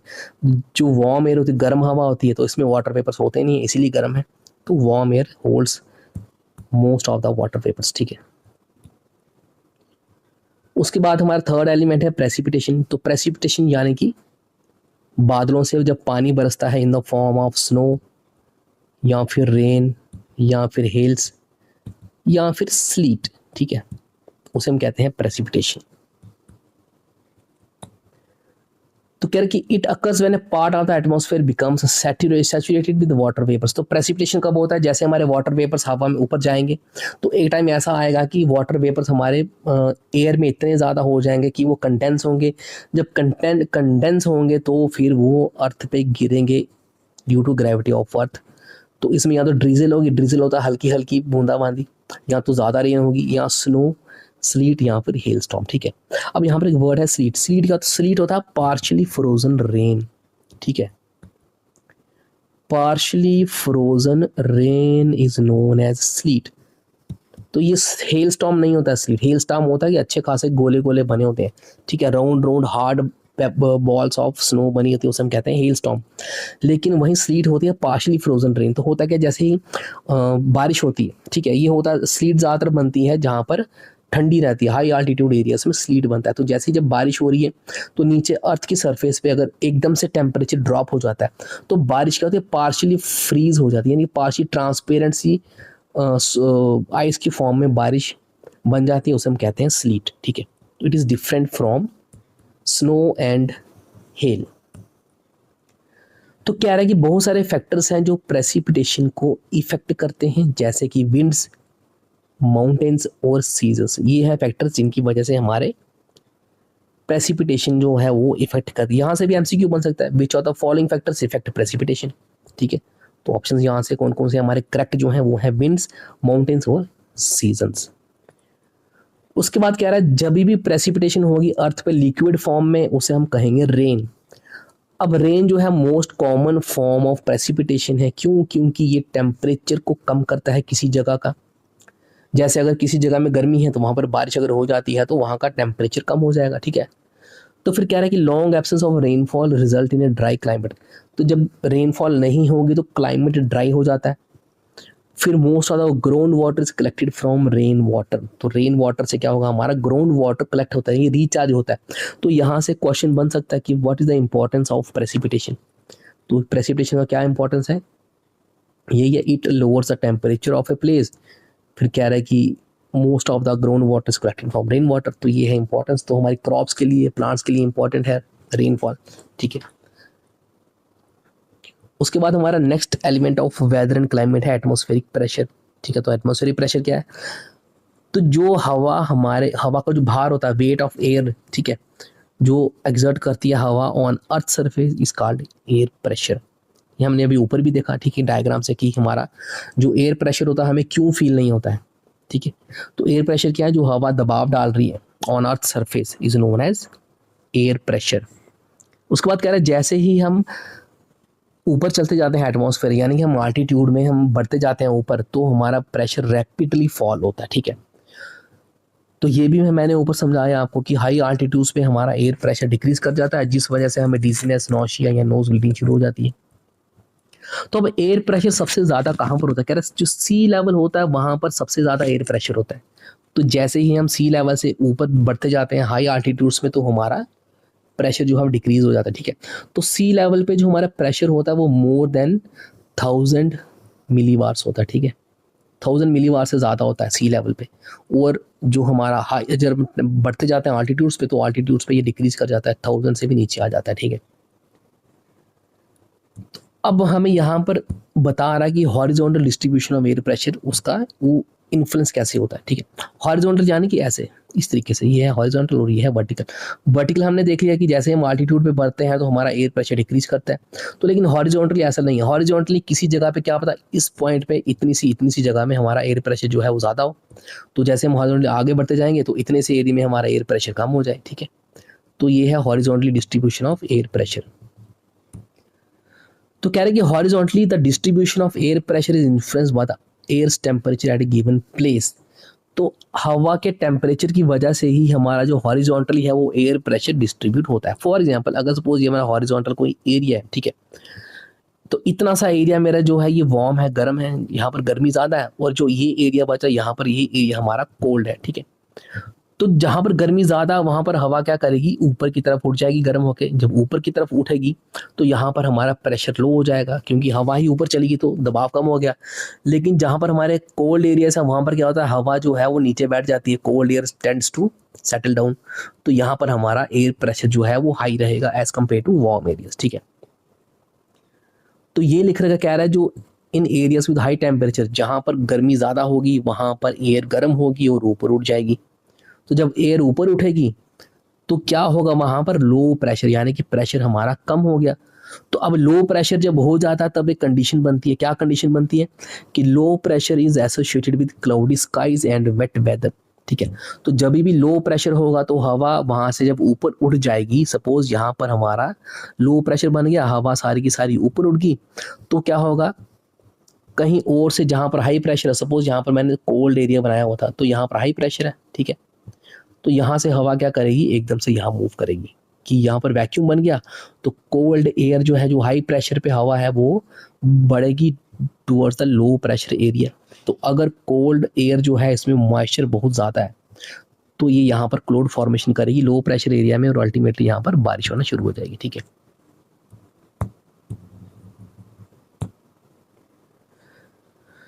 चलते हैं आगे। तो कह रहा है जहां पर लो टेम्परेचर होगा वहां पर हवा ठंडी होगी, और क्या होगा, ठंडी हवा नीचे बैठती है, और वहां पर हाई प्रेशर होगा। तो हाई प्रेशर जो होगा वो एसोसिएटेड होगा क्लियर स्काई, क्लियर और सनी स्काई से। जहां पर भी प्रेशर हाई होगा वहां पर आसमान बिल्कुल साफ होगा और धूप निकली हुई होगी, ठीक है। तो अब कह रहा है कि एयर जो है ये हमेशा मूव करती है हाई प्रेशर से लो प्रेशर की तरफ, ठीक है। Air always move from high pressure to low pressure. चलते हैं आगे। तो इस चीज को जरा हम समझते हैं, ये है डायग्राम, ठीक है। यहाँ पर क्या बता रहा है हमको, कह रहा है कि wind is caused by air flowing from high pressure to low pressure areas. तो यहाँ पर हमें विंड दे रखा है। तो यहाँ पर क्वेश्चन भी सिंपल सा क्वेश्चन बन सकता है आपको शॉर्ट आंसर में कि हाउ इज विंड फॉर्म्ड, कि हवा कैसे चलती है, ठीक है। तो हवा कैसे चलती है, हवा चलती है when air flows from high pressure to low pressure, तो विंड चलती है। तो जो विंड की डायरेक्शन होती है वो किस तरीके से होती है, वो इन्फ्लुएंस करती है रोटेशन ऑफ अर्थ। तो इस डायग्राम में पहले में आपको दे रखा है हाई प्रेशर, तो जितने भी एरियाज हैं ये हाई प्रेशर के एरियाज है, ठीक है। तो आप ये देख सकते हैं हाई प्रेशर जो है वो सबके सब 1000 मिली बार से ऊपर है। यहाँ पर आप देखो, यहाँ पर है 1012 मिली बार, 1008 मिली बार, 1004 मिली बार। तो these are the areas of high pressure, ठीक है। और दूसरी साइड यहाँ पर लो प्रेशर दे रखा है। तो यहाँ पर भी आप देख सकते हैं लो प्रेशर में 1000 से नीचे है प्रेशर 984, 988, 992, 996। तो हाई प्रेशर हमेशा 1000 से ऊपर होगा और लो प्रेशर हमेशा 1000 से नीचे होगा, ठीक है। उसके बाद हमारा नेक्स्ट एलिमेंट ऑफ वेदर है वो है विंड। तो विंड क्या है भाई, movement of air from high pressure to a low pressure area is known as wind. अब विंड जो होती है वो जेंटल भी हो सकती है और स्ट्रांग भी हो सकती है, ठीक है। Depends upon the temperature of air of that area, ठीक है। तो कह रहा है कि आपने ऑब्जर्व किया होगा कि जब विंड जो है, जो विंड का फ्लो है, ठीक है। अब यहां पर कह रहा है कि विंड्स क्या करती हैं कि कभी कभी लीव्स जो होते हैं, हमारी गलियों में लीव्स होते हैं, उनको ब्लो करती हैं इधर से उधर, ठीक है। तो कभी कभी जेंटली क्या करते हैं, डस्ट पार्टिकल्स को यहाँ वहां ब्लो करते हैं। कभी कभी अगर विंड स्ट्रांग है, जान कि अगर ज्यादा तेज विंड है तो हमारे पेड़ों को भी वो उखाड़ सकती है। अब यहां पर कह रहा है कि winds are named after the direction they blow from, यानी कि विंड को हमने नाम दिया है कि वो किस डायरेक्शन से किस डायरेक्शन में मूव कर रही है। एग्जाम्पल दे रहा है, कह रहा है कि जो विंड्स हमारी वेस्ट से ब्लो करती हैं उन्हें हम कहते हैं वेस्टर्लीज। इसे मैं आपको डायग्राम से समझाता हूँ। तो अगर मैं यहाँ पर अर्थ की डायग्राम आता, सपोज ये है हमारी अर्थ, ठीक है। तो कह रहा है जो यहाँ पर है इक्वेटर, तो जो कह रहा है जो विंड वेस्ट से ब्लो करती है उसे हम कहते हैं वेस्टर्ली से। सपोज नॉर्दर्न हेमिस्फीयर की बात करता हूँ, अगर विंड मेरी वेस्ट साइड से इधर जा रही है, ईस्ट की तरफ जा रही है, तो मैं इसे कहूँगा वेस्टर्ली से। तो सेम अगर मेरी विंड जो है वो इस तरफ जा रही है, यानी कि फ्रॉम ईस्ट टू वेस्ट जा रही है, उसे हम कहेंगे ईस्टर्लीज, ठीक है। तो विंड की डायरेक्शन ऑफ फ्लो पे हमने विंड का नाम दे दिया, ठीक है। चलते हैं आगे।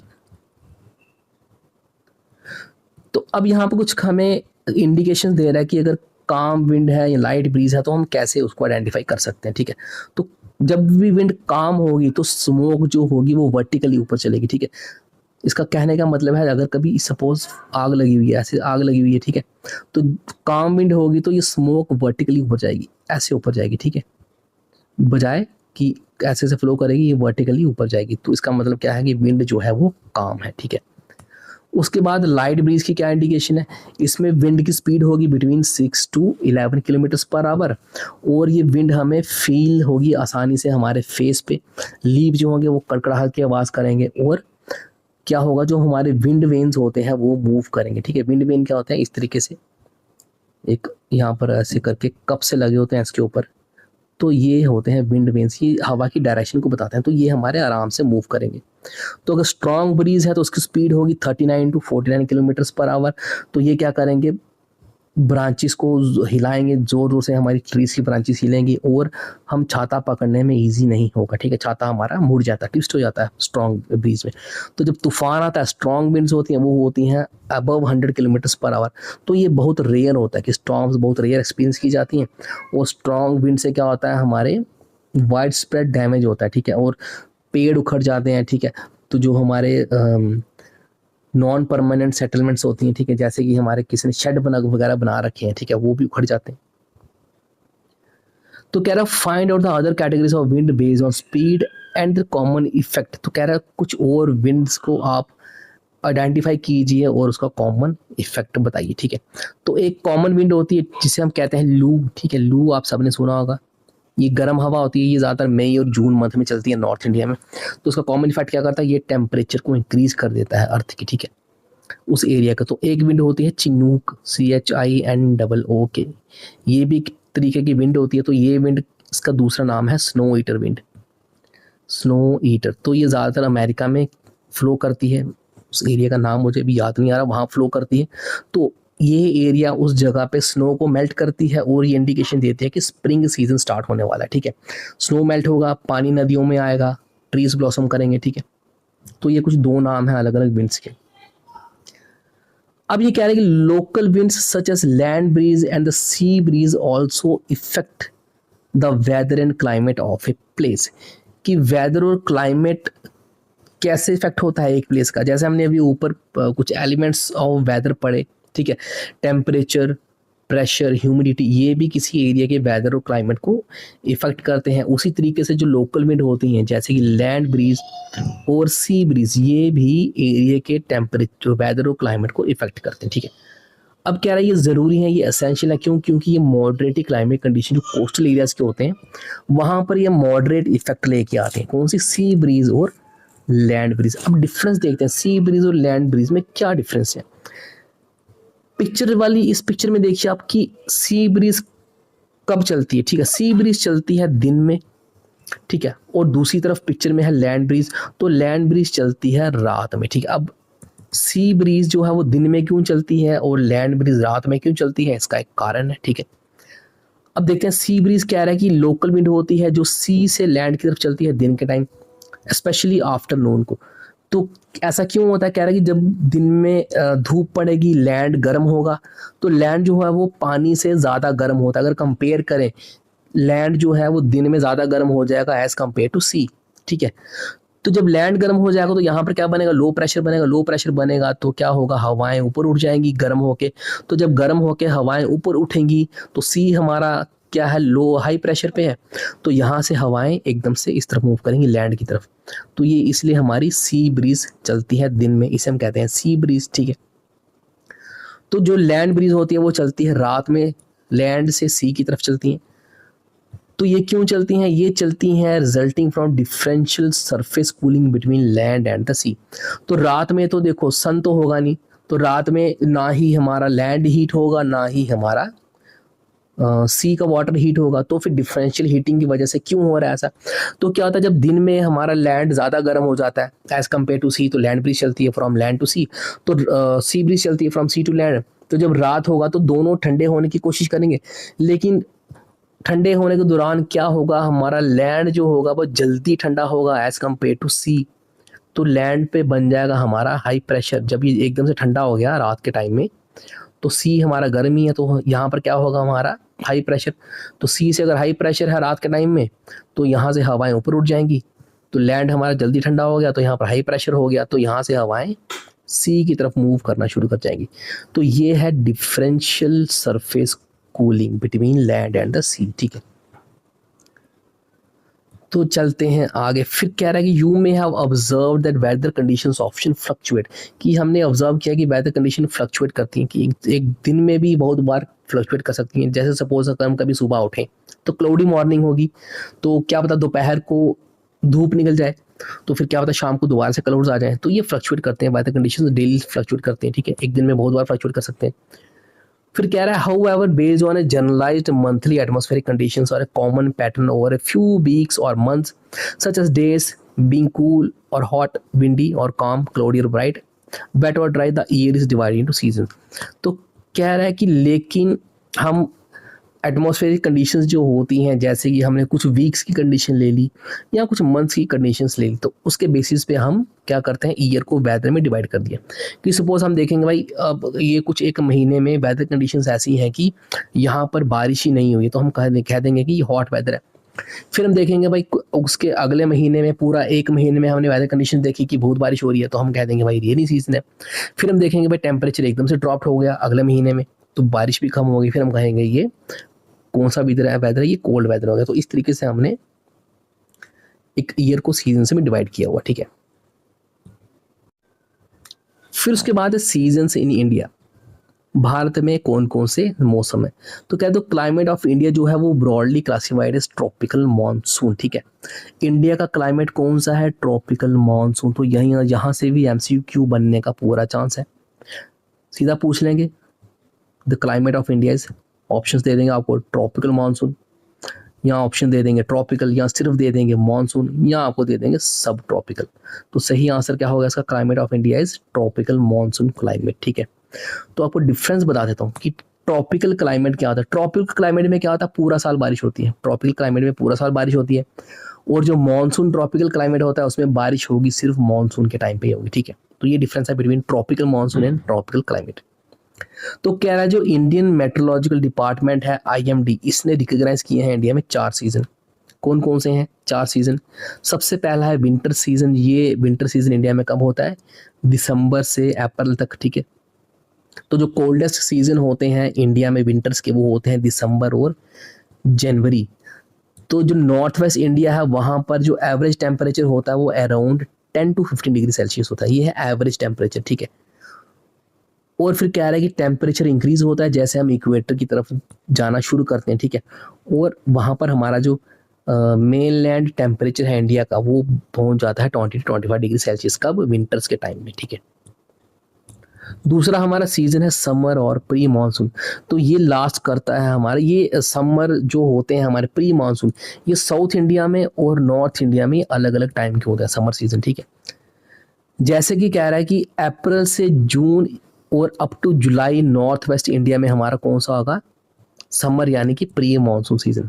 कब से कब तक, अप्रैल टू जुलाई तक, ठीक है, नॉर्थ इंडिया में।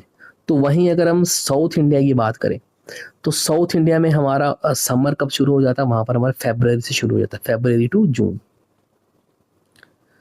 तो फिर कह रहा है कि इंडिया में जो वेस्टर्न एंड सदर्न रीजन्स हैं ये हॉटेस्ट कब कब होते हैं। जो वेस्टर्न रीजन है हमारा वो हॉट कब होगा, अप्रैल में, ठीक है।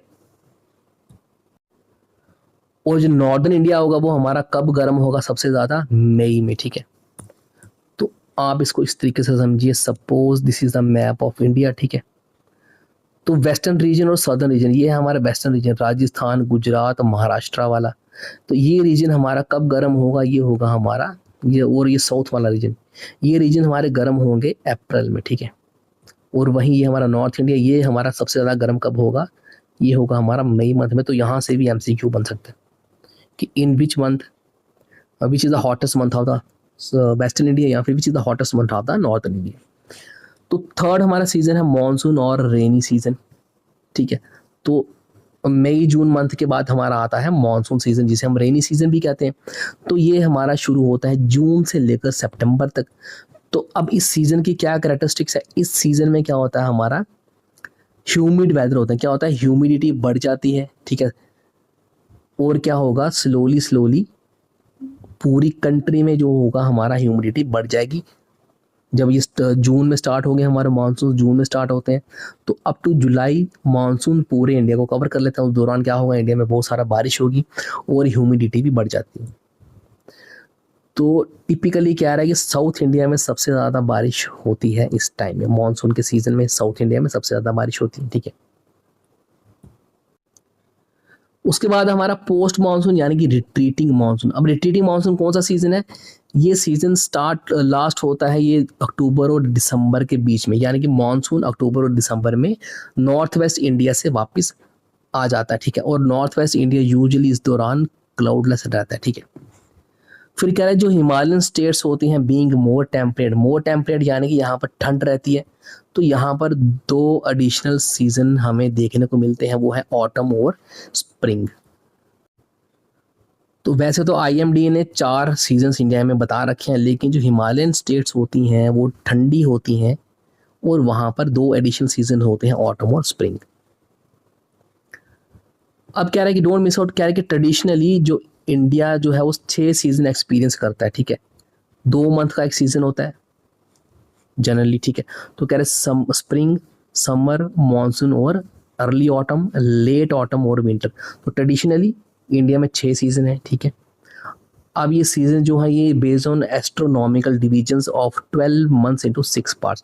अब ये सीजन्स कैसे डिवाइड किए गए इंडिया में? 6 सीजन ट्रेडिशनल सीजन जो है इंडिया के, ठीक है, वो डिवाइड किए गए हैं, साल को 6 हिस्सों में हमने बांट दिया। तो ट्रेडिशनल जो इंडियन कैलेंडर होता है ये इन सीजन को दिखाता हमें अलग अलग अरेंजमेंट ऑफ मंथ्स। अभी नीचे हम चार्ट में देखते हैं कौन कौन से 6 सीजन इंडिया में हैं, ट्रेडिशनल सीजन्स, ठीक है, जिसे हम देसी सीजन्स भी कहते हैं, ठीक है। तो ये कौन से सीजन है? पहला है वसंत, दूसरा ग्रीष्मा, थर्ड वर्षा, फोर्थ शरद और थर्ड हेमंता, फोर्थ इज शिशिरा। तो वसंता यानी कि हमारा, जिसे हम जो अकॉर्डिंग टू इंडियन कैलेंडर चैत्रा और वैशाखा भी कहते हैं, तो ये हमारा स्टार्ट होता है मार्च और अप्रैल से।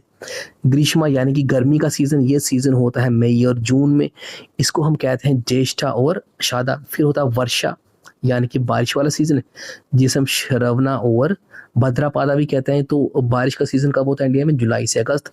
फिर उसके बाद शरद, तो ये होता है अश्विना और कार्तिका जो मंथ होते हैं, तो सितंबर अक्टूबर में होता है और इसे हम कहते हैं अश्विना कार्तिका। फिर है हमारा 5th सीजन हेमंता, तो ये होता है नवंबर और दिसंबर में, तो ये है मार्गशीर्षा और पोषा। फिर लास्ट सीजन है हमारा जो है शिशिरा, ये होता है जनवरी और फरवरी में, इसे देसी भाषा में कहते हैं माघा और फाल्गुना। तो इसमें से भी बहुत आराम से एमसीक्यू बन सकता है, जैसे आपको सपोज ये सीजन दे देंगे, ठीक है, और 4 सीजन को दे दी और बोल देंगे विच of the following is correctly matched, ठीक है। तो मैच द फॉलोइंग में आपका ये यहाँ से एमसीक्यू बन सकता है, which off season is correctly matched, ठीक है। तो कह रहे हैं कि हिंदुस्तानी जो क्लासिकल म्यूजिक है वो एसोसिएट करता है सर्टन रागा से, जो कि स्पेसिफिक सीजन में होते हैं, कि हर एक सीजन के साथ एक एक रागा जोड़ा गया होता है, ठीक है। फॉर एग्जाम्पल जैसे वर्षा ऋतु होती है, जैसे हमारा मानसून सीजन होता है, तो इसमें एक राग आता है, उसको हम बोलते हैं मेघ रागा, ठीक है। मेघ यानी कि बादल, तो ये होता है वर्षा सीजन का राग। फिर उसके बाद डोंट मिस आउट में कह रहा है कि कौटिल्य की अर्थशास्त्र में, कौटिल्य को हम चाणक्य भी कहते हैं, ठीक है, इसने लिखी थी अर्थशास्त्र। तो इसकी अर्थशास्त्र में बहुत सारे रिकॉर्ड्स हैं, इन जो रिकॉर्ड हमें बताते हैं कि रेनफॉल को साइंटिफिकली कैसे मेजर किया जाए, और प्रैक्टिकल एप्लीकेशंस बताई हैं कि कंट्री के रेवेन्यू को और जो रिलीफ एफर्ट्स होते हैं वो कैसे मैनेज किए जाएं, ठीक है। अब आज अगर हमने रेनफॉल मेजर करना हो तो हम यूज़ करते हैं रेन गॉज, ठीक है, रेन गॉज। तो अर्थशास्त्र ने उस टाइम में साइंटिफिक मेजरमेंट्स ऑफ रेनफॉल दिए थे हमें, ठीक है, और प्रैक्टिकल एप्लीकेशन भी दी थी कंट्री के रेवेन्यू को कैसे मैनेज किया जाए और रिलीफ एफर्ट्स कैसे किए जाएं। अब हमारा नेक्स्ट टॉपिक है मॉनसून, ठीक है, यानी कि हमारा रेनी सीजन। तो जैसे हमने ऊपर पढ़ा कि इंडिया का जो क्लाइमेट है वो कौन सा है? ट्रॉपिकल मॉनसून क्लाइमेट, ठीक है। अब ये देखते हैं मॉनसून क्या है। तो कह रहा है monsoon refers to the seasonal reversal in the wind direction during a year. तो यहाँ पर कीवर्ड है seasonal reversal in wind direction, यानी कि एक साल में विंड की डायरेक्शन रिवर्स होती है, ठीक है, किसी एक सीजन में। तो रिवर्स सीजनल रिवर्सल का क्या मीनिंग है? सपोज हमारी ये अर्थ है, तो हमारी अर्थ में क्या होता है, जो हमारी वेस्टर्लीज होती हैं वो मूव करती हैं वेस्ट से ईस्ट, और ईस्टर्लीज हमारी सदर्न हेमिस्फीयर में वो मूव करती हैं ईस्ट से वेस्ट। अब होता क्या है, मानसून के टाइम में हमारे सदर्न हेमिस्फीयर में क्या होता है, हवाएं चल रही हैं ईस्ट से वेस्ट, जिसे हम कहते हैं ईस्टर्लीज। तो क्या होता है, इक्वेटर के आसपास उस दौरान क्या होता है, लो प्रेशर बन जाता है, तो हमारा इंडिया भी यहीं पर आता है कहीं पर। तो जब ये हवाएं यहाँ ट्रेवल कर रही हैं from east to west easterlies, तो ये रिवर्स होती हैं, यानी कि ये इनकी डायरेक्शन यहाँ पर लो प्रेशर की वजह से यहाँ पर मुड़ना शुरू कर देती हैं। ठीक है, इसे हम कहते हैं सीजनल रिवर्सल। तो ये कब होता है सीजनल रिवर्सल, ये होता है जून से जुलाई मंथ के बीच में, जून में ये रिवर्सल स्टार्ट हो जाता है। तो उस दौरान क्या होता है, जो भी एरिया इक्वेटर के आसपास होते हैं, ठीक है, जहाँ पर बहुत ज़्यादा लो प्रेशर बन जाता है, ये विंड्स वहाँ पर बारिश करती हैं, इन्हीं विंड्स को कहते हैं मानसून विंड्स। ठीक है, पढ़ते हैं इसको। तो कह रहे climate of India is strongly influenced by monsoon. India का क्लाइमेट जो है मानसून बहुत स्ट्रांगली इन्फ्लुएंस करता है इसको। तो कह रहे जो सेलर्स थे जो इंडिया में आए थे ड्यूरिंग एंशिएंट टाइम्स, पुराने टाइम में जो सेलर्स इंडिया आते थे वो फर्स्ट थे जिन्होंने इस फिनोमेना को नोटिस किया। इन्होंने देखा कि ईयर के एक पर्टिकुलर मंथ में एक हवाएं जो हैं वो इंडिया की तरफ मूव करती हैं। अब इन हवाओं ने सेलर्स को बेनिफिट किया, कैसे, क्योंकि ये शिप से सेल करते थे, और जब ये हवाएं चलती थी तो शिप्स बड़ी तेज़ी से इंडिया की तरफ बढ़ती थी आगे आगे। ठीक है, तो विंड की मदद से ये लोग सेल करते थे इंडिया की तरफ। तो जो अरब्स थे जो इंडिया में आते थे, ट्रेडर्स ट्रेड करने आते थे, इन्होंने इस सीजनल रिवर्सल ऑफ विंड को नाम दिया मॉनसून। तो जिसका मीनिंग अरेबिक में होता है मौसम। ठीक है, अब अगर आप देखें, सपोज ये इंडिया का मैप है ऐसे, ठीक है, ये है इक्वेटर, तो यहाँ से हवा इस तरह मुड़ जाती है ना, ऐसे मुड़ जाती हैं हवाएं, सीजनल रिवर्सल होता है जून मंथ में। तो यहाँ से यहाँ पर है अरब पेनिनसुला, तो यहाँ से अब अरब ट्रेडर्स शिप्स से यहाँ पर इंडिया में आते थे, तो जब ये यहाँ पर एंटर करते थे शिप्स लेके, तो हवाएं तो इस तरफ चल रही हैं, है ना, तो यहाँ पर शिप्स जो थी तेज़ी से मूव करती थी इंडिया से विंड्स की मदद से, तो अरब्स ने ही नाम दिया मॉनसून। फिर कह रहा है डोंट मिस आउट, कह रहा है कि since crop production often depend on seasonal monsoon rain, India में जो क्रॉप प्रोडक्शन है वो मानसून पे डिपेंड करती है। ठीक है, तो Indians worked out methods to predict rainfall. तो कृषि परशारा और भरिता समिता ने कुछ ऐसे मेथड्स डिस्क्राइब किए हैं हर सीजन में कि किस किस सीजन में रेनफॉल प्रेडिक्ट उन्होंने की थी। ठीक है, हर सीजन में रेनफॉल को प्रेडिक्ट की थी with the help of some techniques. तो वो टेक्निक्स कौन सी थी, देखते हैं उनको ज़रा। तो कृषि परशारा ने जो टेक्निक यूज़ की थी वो यूज़ की थी उसने position of moon and sun in the sky, इन मून और सन की पोजीशन को आसमान में देखते हुए हर सीज़न में उसने बारिश प्रेडिक्ट की थी कि अब बारिश होने वाली है, कि अगर सन और मून की पोजीशन इस तरफ है तो बारिश होगी। और दूसरा भृता संहिता जिसे लिखा था वरहा महिरा ने, इसने यूज़ किया लूनर मेंशंस या नक्षत्रास का इस्तेमाल किया इसने कि सीजनल रेनफॉल कब होगा उसको प्रेडिक्ट करने के लिए। तो कह रहे इवन टुडे आज भी जो ज़्यादातर इंडिया में फार्मिंग प्रैक्टिसेस हम करते हैं वो एंशिएंट मेथड को यूज़ करके हम करते हैं। ठीक है, तो अब हम देखें लूनर मेंशंस क्या होते हैं। तो मेंशंस यानी कि महल, और लूनर यानी कि रिलेटेड टू द मून। तो जैसे हम सुनते हैं वर्ड लूनर एक्लिप्स यानी कि चंद्र ग्रहण, तो वैसे ही लूनर मेंशन क्या है, चांद के घर। तो कह रहे कि नक्षत्रास जो है ये तरीका है जिससे हमने आसमान को 27 इक्वल पार्ट में डिवाइड कर दिया along the path of the moon travels.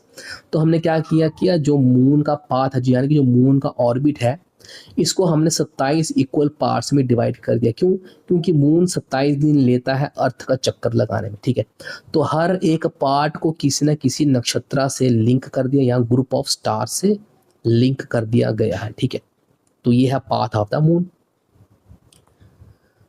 उसके बाद क्या है, ये एक फिक्स सेक्शन है। ठीक है, ये कभी मूव नहीं होता है।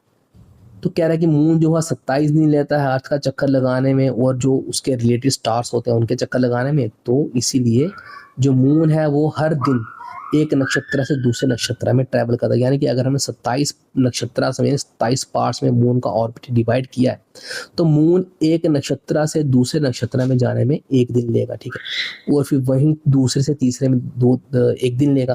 तो ऐसे करते करते हर नक्षत्र में मून एक दिन रहता है। ठीक है, तो जिन्हें हम कहते हैं लूनर मेंशंस, ठीक है।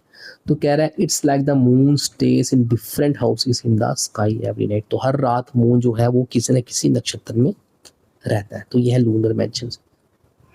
फिर कह रहा है monsoon winds are seasonal winds, seasonal winds है, ठीक है, ये साल में एक बार आती है।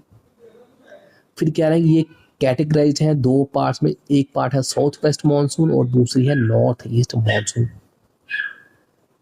फिर कहता है कि जो साउथ वेस्ट मानसून है इसे हम समर मानसून भी कहते हैं, और इसकी खासियत है कि विंड जो ब्लो करती है सी से लैंड की तरफ, कहाँ पर, इंडियन ओशन में, अरेबियन सी में और बे ऑफ बंगाल में, बिटवीन जून टू सितंबर। तो ये कैसे होता है आप देखिए, बताता हूँ आपको। सपोज दिस इज इंडिया, तो यहाँ पर है नीचे इंडियन ओशन, ठीक है, यहाँ पर है बे ऑफ बंगाल और यहाँ पर है वेस्ट साइड में हमारा अरेबियन सी।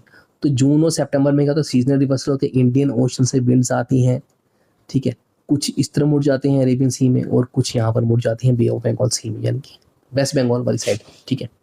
तो ये है मानसून का हमारा जो south west branch of monsoon होती है, ठीक है। तो कह रहा है ये क्यों होता है, ये होता है unequal heating of land and sea.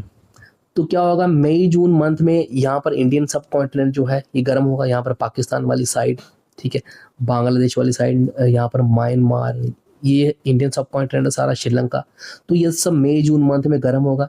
तो जबकि जो सी होंगे वो ठंडे होंगे मई जून मंथ में, उनका टेम्परेचर इतना नहीं होता है, जबकि land temperature up to 45 degree पहुंच जाता है। तो क्या होगा, लैंड में बन गया लो प्रेशर और सी से हाई प्रेशर, तो यहाँ से क्या होगा, विंड्स जो होंगी they tend to move from high pressure to low pressure, और ये विंड्स जो होंगी Indian Ocean, bay of Bengal और अरेबियन सी से इंडिया की तरफ मूव करेंगी। तो ये विंड्स क्या करेंगी, मॉइस्चर कैरी करती हैं अपने साथ। चलिए आगे देखते हैं। तो कह रहा है समर में क्या होता है, जो इंडिया का लैंड मास है वो बहुत जल्दी हीट होता है देन द सराउंडिंग सीज। तो उस वजह से क्या होगा, लो प्रेशर हो जाएगा इंडियन सब कॉन्टिनेंट पे, तो जो कि इंडियन ओशन उस टाइम पे होगा वो होगा हाई प्रेशर पे, ठीक है। तो क्या होगा, विंड मूव करती हैं हाई प्रेशर से लो प्रेशर की तरफ, और क्या होगा, मॉइस्ट विंड जो होंगी, जो गर्म हवाएं होंगी वो ओशन से बढ़ेंगी लैंड की तरफ और ब्रिंगिंग रेनफॉल। तो कह रहे हैं it accounts for most of the rainfall in country through out the year, कि सबसे ज़्यादा बारिश पूरे साल में इंडिया में इसी दौरान होती है, मानसून के दौरान होती है। फिर दूसरी होती है विंटर मानसून, ठीक है, ये तो हमने पढ़ा जो समर मानसून थी, ठीक है। अब विंटर मानसून को हम नॉर्थ ईस्ट मानसून भी कहते हैं। अब ये कब होती है इंडिया में, ये होती है इंडिया में अक्टूबर से फरवरी के बीच में। अब इस दौरान क्या होता है, जो इंडिया का लैंड मास होता है वो एकदम से ठंडा होना शुरू हो जाता है, क्योंकि विंटर्स आना शुरू हो गई, तो इंडिया जो हो गया वो ठंडा हो गया लैंड मास, और जो सराउंडिंग ओशंस हैं उनका टेम्परेचर जो है वो ठंडा नहीं है, लैंड जल्दी ठंडा हो गया और सी गर्म है। तो इससे क्या होगा, लैंड के ऊपर हाई प्रेशर बन गया और सीज के ऊपर बन गया लो प्रेशर, ठीक है। तो अब जब हमने पढ़ा है कि विंड मूव्स करती है high pressure to low pressure, तो उस दौरान क्या होगा, विंड्स मूव करेंगी फ्रॉम लैंड टू सी, ठीक है। तो ये फिगर 3.1 में दे रखा है कि normal dates of advancing of south west monsoon, कि नॉर्मल डेट्स है कि किस किस डेट को जो हमारी मानसून साउथ वेस्ट मानसून यानी जो समर मानसून है वो किस किस डेट्स को आती है। तो ये विंड्स ऐसे ट्रैवल कर रही हैं, इनकी डायरेक्शन ये है, यहाँ इस तरह मूव कर रही हैं सारी की सारी विंड्स, ठीक है।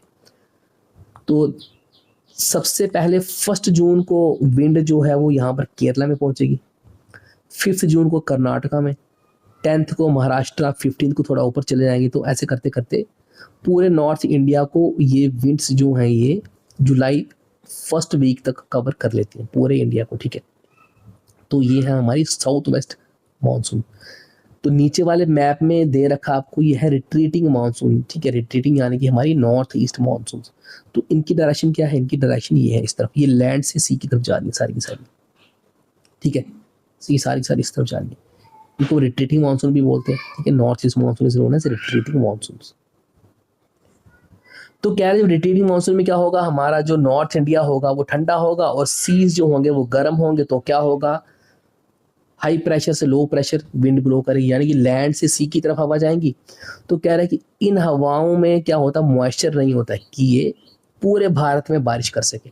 तो कह रहे लेकिन जब ये नॉर्थ ईस्ट मानसून जो विंड है, जैसे ही ये बे ऑफ बंगाल सी के ऊपर से पास करेंगी, ये मॉइस्चर वहाँ से कैरी करेंगी और ईस्ट कोस्ट ऑफ इंडिया पे भारी बारिश करेंगी, स्पेशली तमिलनाडु, आंध्र प्रदेश और कर्नाटका के कुछ हिस्सों में।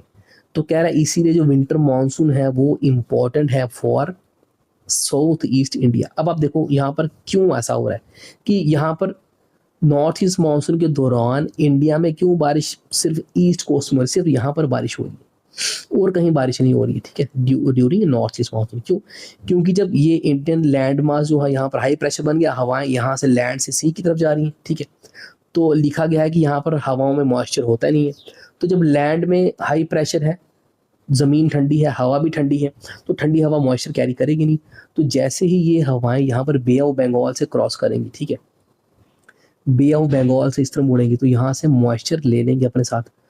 तो मॉइस्चर ले लेंगी तो यहाँ पर भरपूर बारिश करेंगी और तमिलनाडु में खास करके इस हिस्से में बहुत बारिश होती है, फ्लड्स भी आ जाते हैं ड्यूरिंग रोटेटिंग मानसून, ठीक है।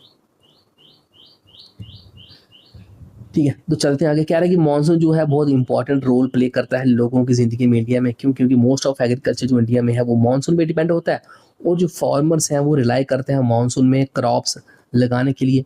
तो कह रहे हैं कि एक अच्छी मानसून होगी तो सफिशिएंट फूड प्रोडक्शन होगा, क्योंकि पानी भरपूर रहता है रिवर्स में और रिजर्वायर्स में और वेल्स में भी पानी भरपूर रहता है ड्यूरिंग मानसून।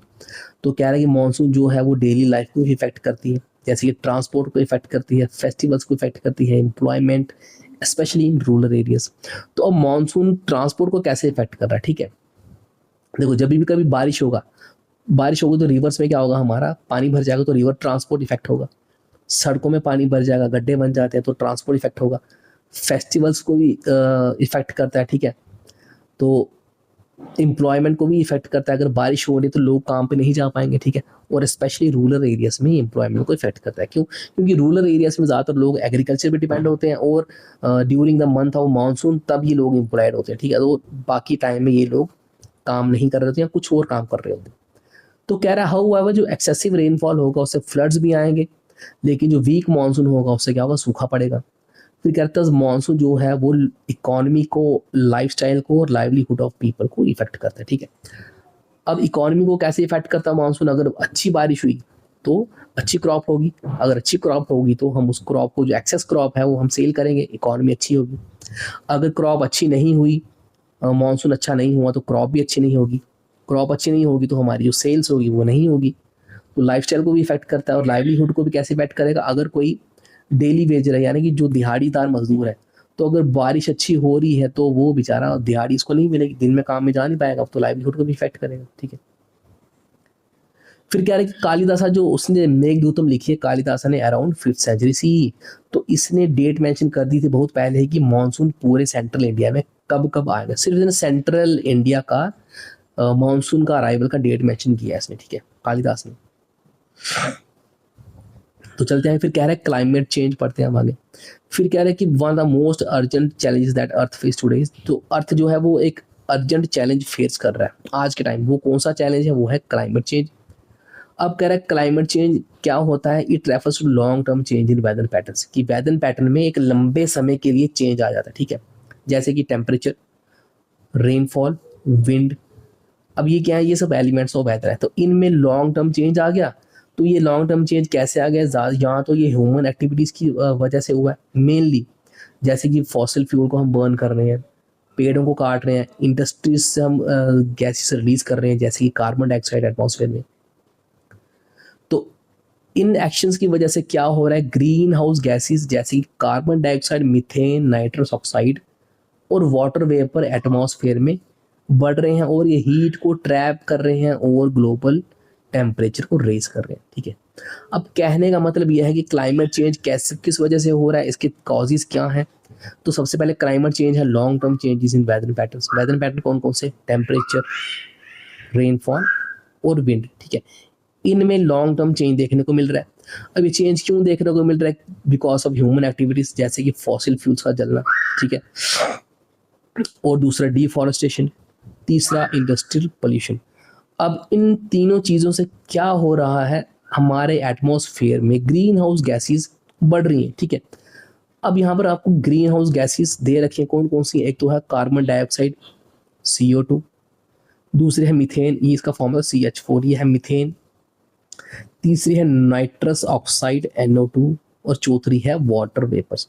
तो ये ग्रीन हाउस गैसेस की आपको नाम याद रखना है। तो यहाँ से MCQs भी बन सकते हैं, which of the following is not a green house gas, या फिर which of the following are green house gases. तो ये ग्रीन हाउस गैसेस क्या करती हैं, ये हीट को ट्रैप करती हैं, ठीक है, जो सन से इंसुलेशन आती है उसको ट्रैप करती हैं, वापस नहीं जाने देती हैं स्पेस में। उस वजह से क्या हो रहा है, एटमॉस्फेयर गर्म होगा, और गर्म होगा तो ग्लोबल वार्मिंग होगी, ठीक है। इसे हम कहते हैं ग्रीन हाउस इफेक्ट।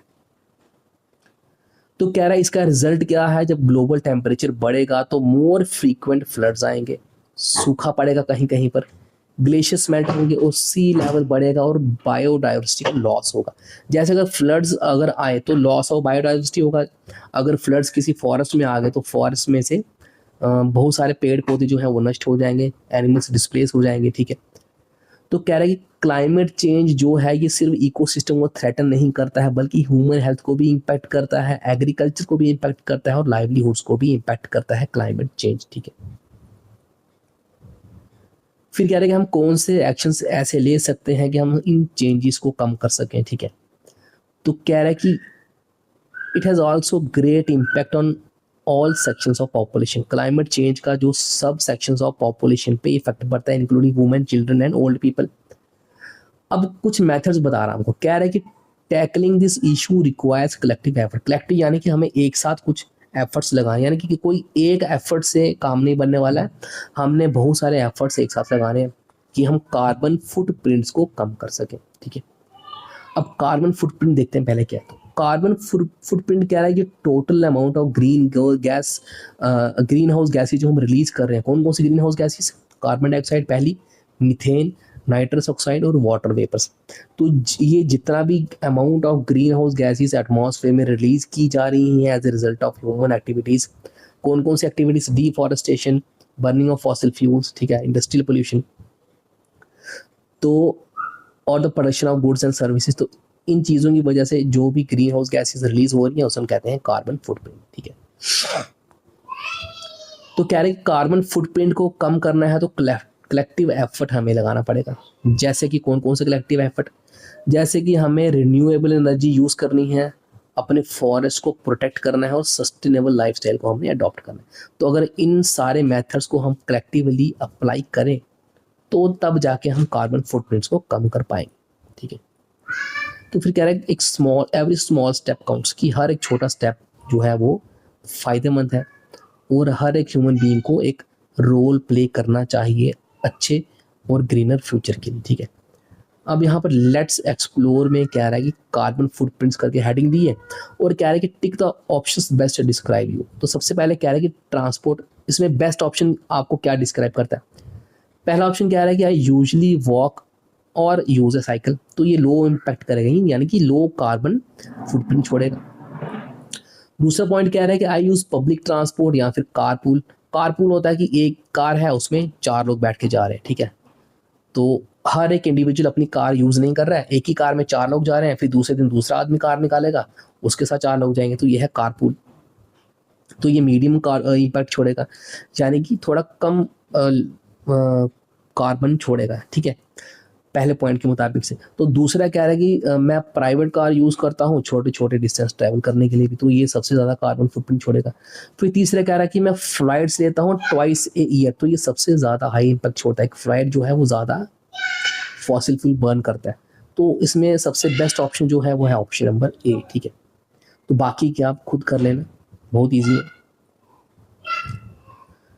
फिर कह रहे हैं कि 2025 में पंजाब में फ्लड्स आए थे, तो आपने न्यूज़ में सुना भी होगा, पिछले साल बहुत डेवस्टेशन हुआ था पंजाब में, ठीक है। तो पंजाब में फ्लड्स आए थे, क्यों आए थे, क्योंकि मानसून के टाइम में जो रिवर थी सतलुज, ब्यास और रावी, तो इनमें बहुत ज़्यादा पानी भर गया।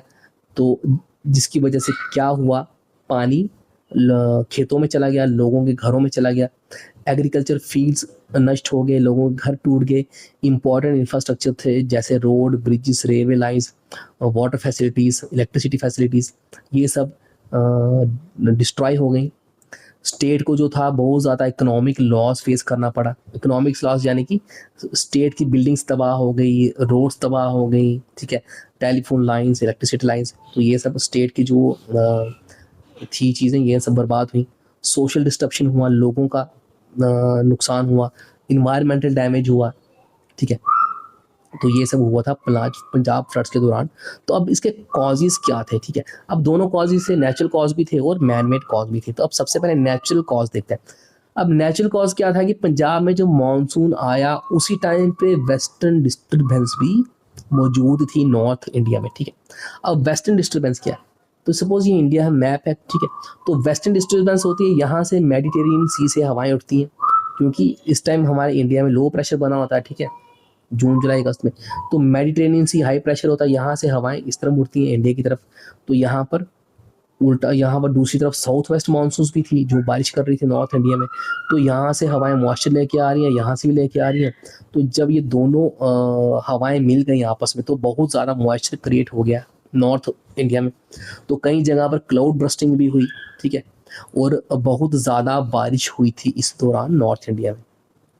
तो एक तो ये कारण था, जब बहुत ज़्यादा बारिश हुई एक्सपेक्टेड से बहुत ज़्यादा, तो जो रिवर्स थी, तो वो जो हिमाचल में भी बारिश हो रही थी, तो वहाँ से रिवर्स में बहुत ज़्यादा पानी आना शुरू हो गया। और वो सारी की सारी जो ये रिवर्स है मेजर, तो ये ज़्यादा पंजाब में फ्लो करते हैं, रावी, सतलुज, ब्यास, ठीक है। तो पंजाब में रिवर्स ओवरफ्लो हो गई और उसके साथ क्या हुआ, सारा का सारा पानी जो था वो लोगों के खेतों में, घरों में, ऑफिस में घुसना शुरू हो गया। ये तो था पहला नेचुरल कॉज।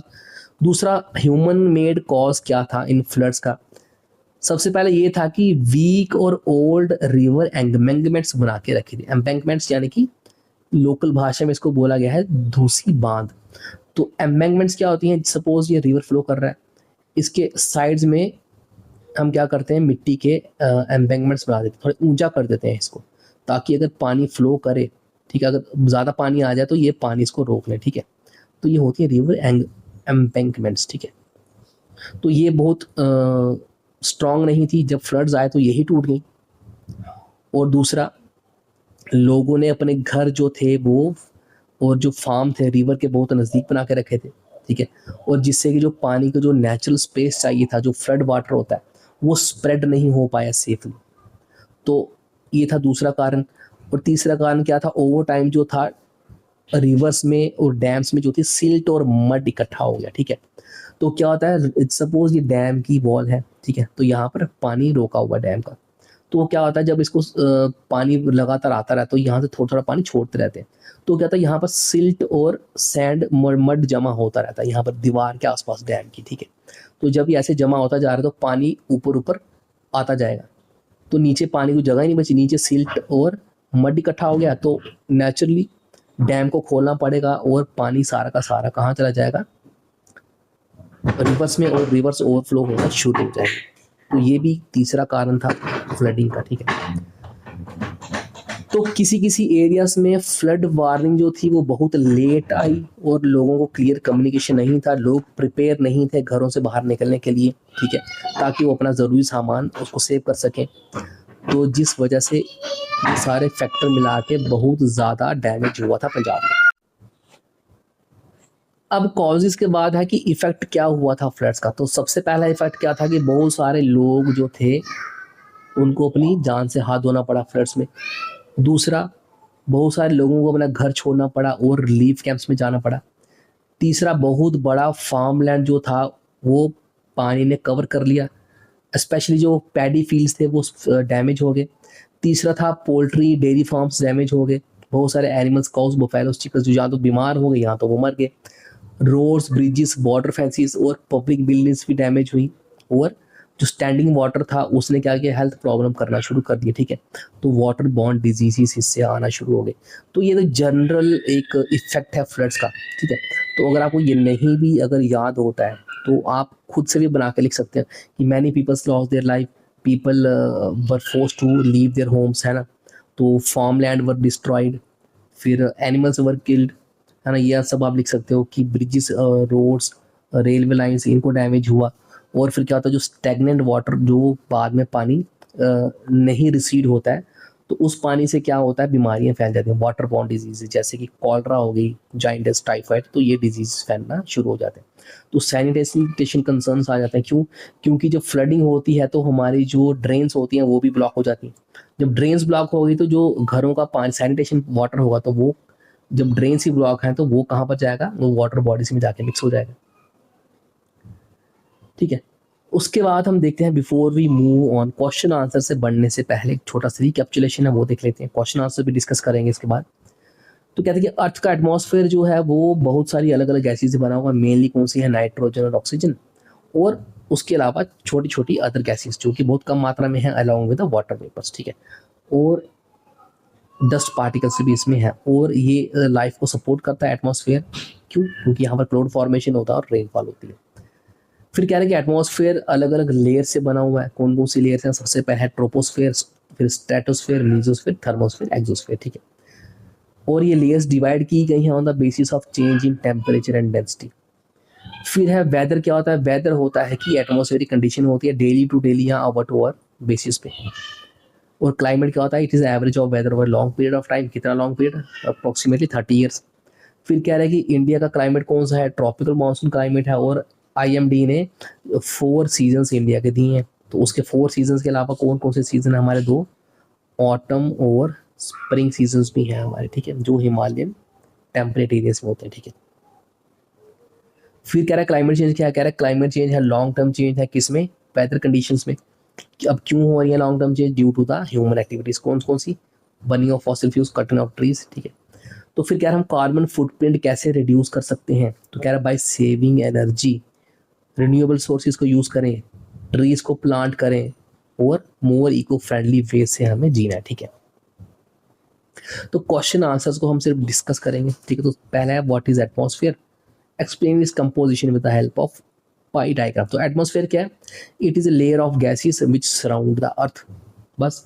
और पाई चार्ट आपको बनाना है कि इस तरीके से पाई चार्ट बनाना है, और आपको कंपोजिशन बतानी है। ठीक है, तो सबसे ज़्यादा ऐसा बता लो, सबसे ज़्यादा कौन सी है? नाइट्रोजन 78%, उसके बाद ऑक्सीजन बता लो 21%। ठीक है, उसके बाद आर्गन 0.09, कार्बन 0.03। इस तरीके से पाई चार्ट आपको बनाना है इसमें।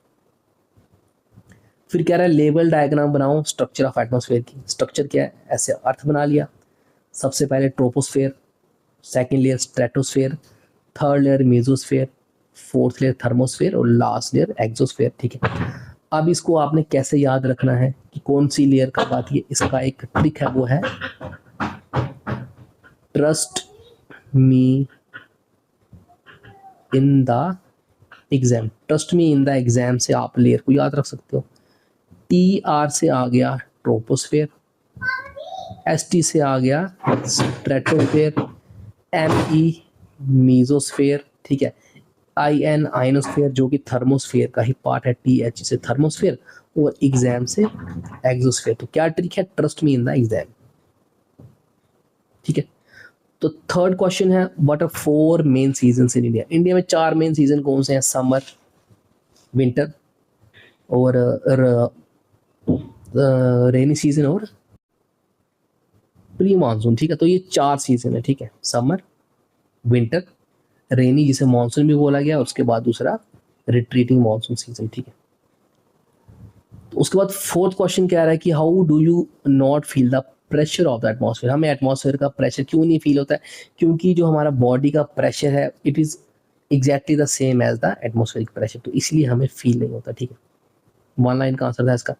तो कह रहा है in which layer of atmosphere aeroplanes fly and by. तो कौन सी लेयर थी एटमॉस्फेयर की जहां पर एरोप्लेन्स उड़ते हैं? तो एरोप्लेन्स उड़ते हैं हमारे स्ट्रेटोस्फेयर में। ठीक है, जो सेकंड लेयर है अर्थ की। तो यहाँ पर क्यों उड़ते हैं? क्योंकि यहाँ पर know whether phenomena took place in stratosphere, तो यहाँ पर गैसेस की कॉन्सेंट्रेशन भी कम है। ठीक है, तो फिर कह रहा है distinguish between the following. Troposphere और स्ट्रेटोस्फेयर में आपको डिफरेंस बताना है। तो ट्रोपोस्फेयर में आ जाएगा this is the first layer. ठीक है, स्ट्रेटोस्फेयर में आ जाएगा this is the second layer. फिर ट्रोपोस्फेयर में आप लिख सकते हो it extends up to 18 kilometre, stratosphere में it extends up to 30 kilometre. तो ये डिफरेंस आप लिख सकते हो। तो बी पार्ट है इसका डिफरेंस बिटवीन साउथ वेस्ट और north east monsoon. North east monsoon को हम कहते हैं रिट्रीटिंग मानसून। ठीक है, तो इसके बीच में डिफरेंस। तो क्या डिफरेंस होगा, साउथ वेस्ट मानसून वो आती है जून से सितंबर तक, और जो नॉर्थ ईस्ट यानी कि रिट्रीटिंग मानसून होती है अक्टूबर से लेकर दिसंबर तक, ठीक है। और नॉर्थ ईस्ट मानसून को हम विंटर मानसून भी कहते हैं, साउथ ईस्ट को हम समर मानसून भी कहते हैं। साउथ ईस्ट मानसून होती है it blows from sea to land, और north east monsoon it blows from land to सी।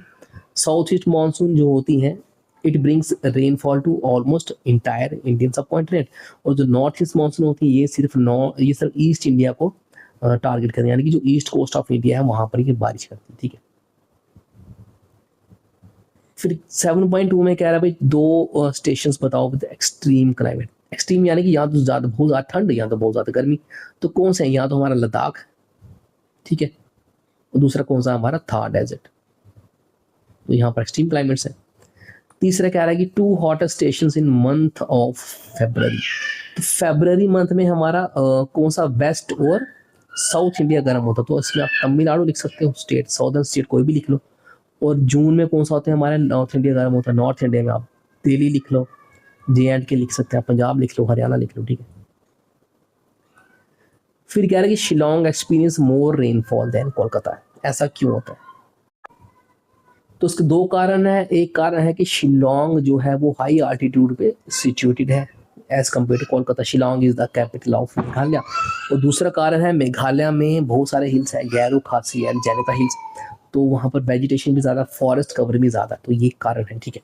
फिर कह रहा है दिल्ली रिसीव्स मोर रेनफॉल देन जोधपुर। ऐसा क्यों, अगेन ये कारण कि जोधपुर जो है ये ड्राई एरिया है, राजस्थान में है, जहाँ पर वेजिटेशन कवर बहुत कम है, ठीक है। तो ये कारण है कि दिल्ली में ज़्यादा रेनफॉल होता है। उसके बाद यहाँ पर एक चार्ट है, यहाँ पर कुछ लैटिट्यूड्स दे रखे हैं, स्टेशंस दे रखे हैं, और उनके रेनफॉल टेम्परेचर दे रखा कि पूरे 12 मंथ्स में किस मंथ में क्या टेम्परेचर होगा, ठीक है। तो एनुअल रेनफॉल भी दे रखी है। तो इस चार्ट में अगर आप देखेंगे तो एनुअल रेनफॉल सबसे ज़्यादा कहाँ पर हो रहा है, मुंबई में 183.4 सेंटीमीटर सबसे ज़्यादा मुंबई में हो रहा है, ठीक है। और सबसे कम कहाँ पर हो रहा है, सबसे कम हो रहा है लेह में 8.5 सेंटीमीटर हो रहा है, ठीक है।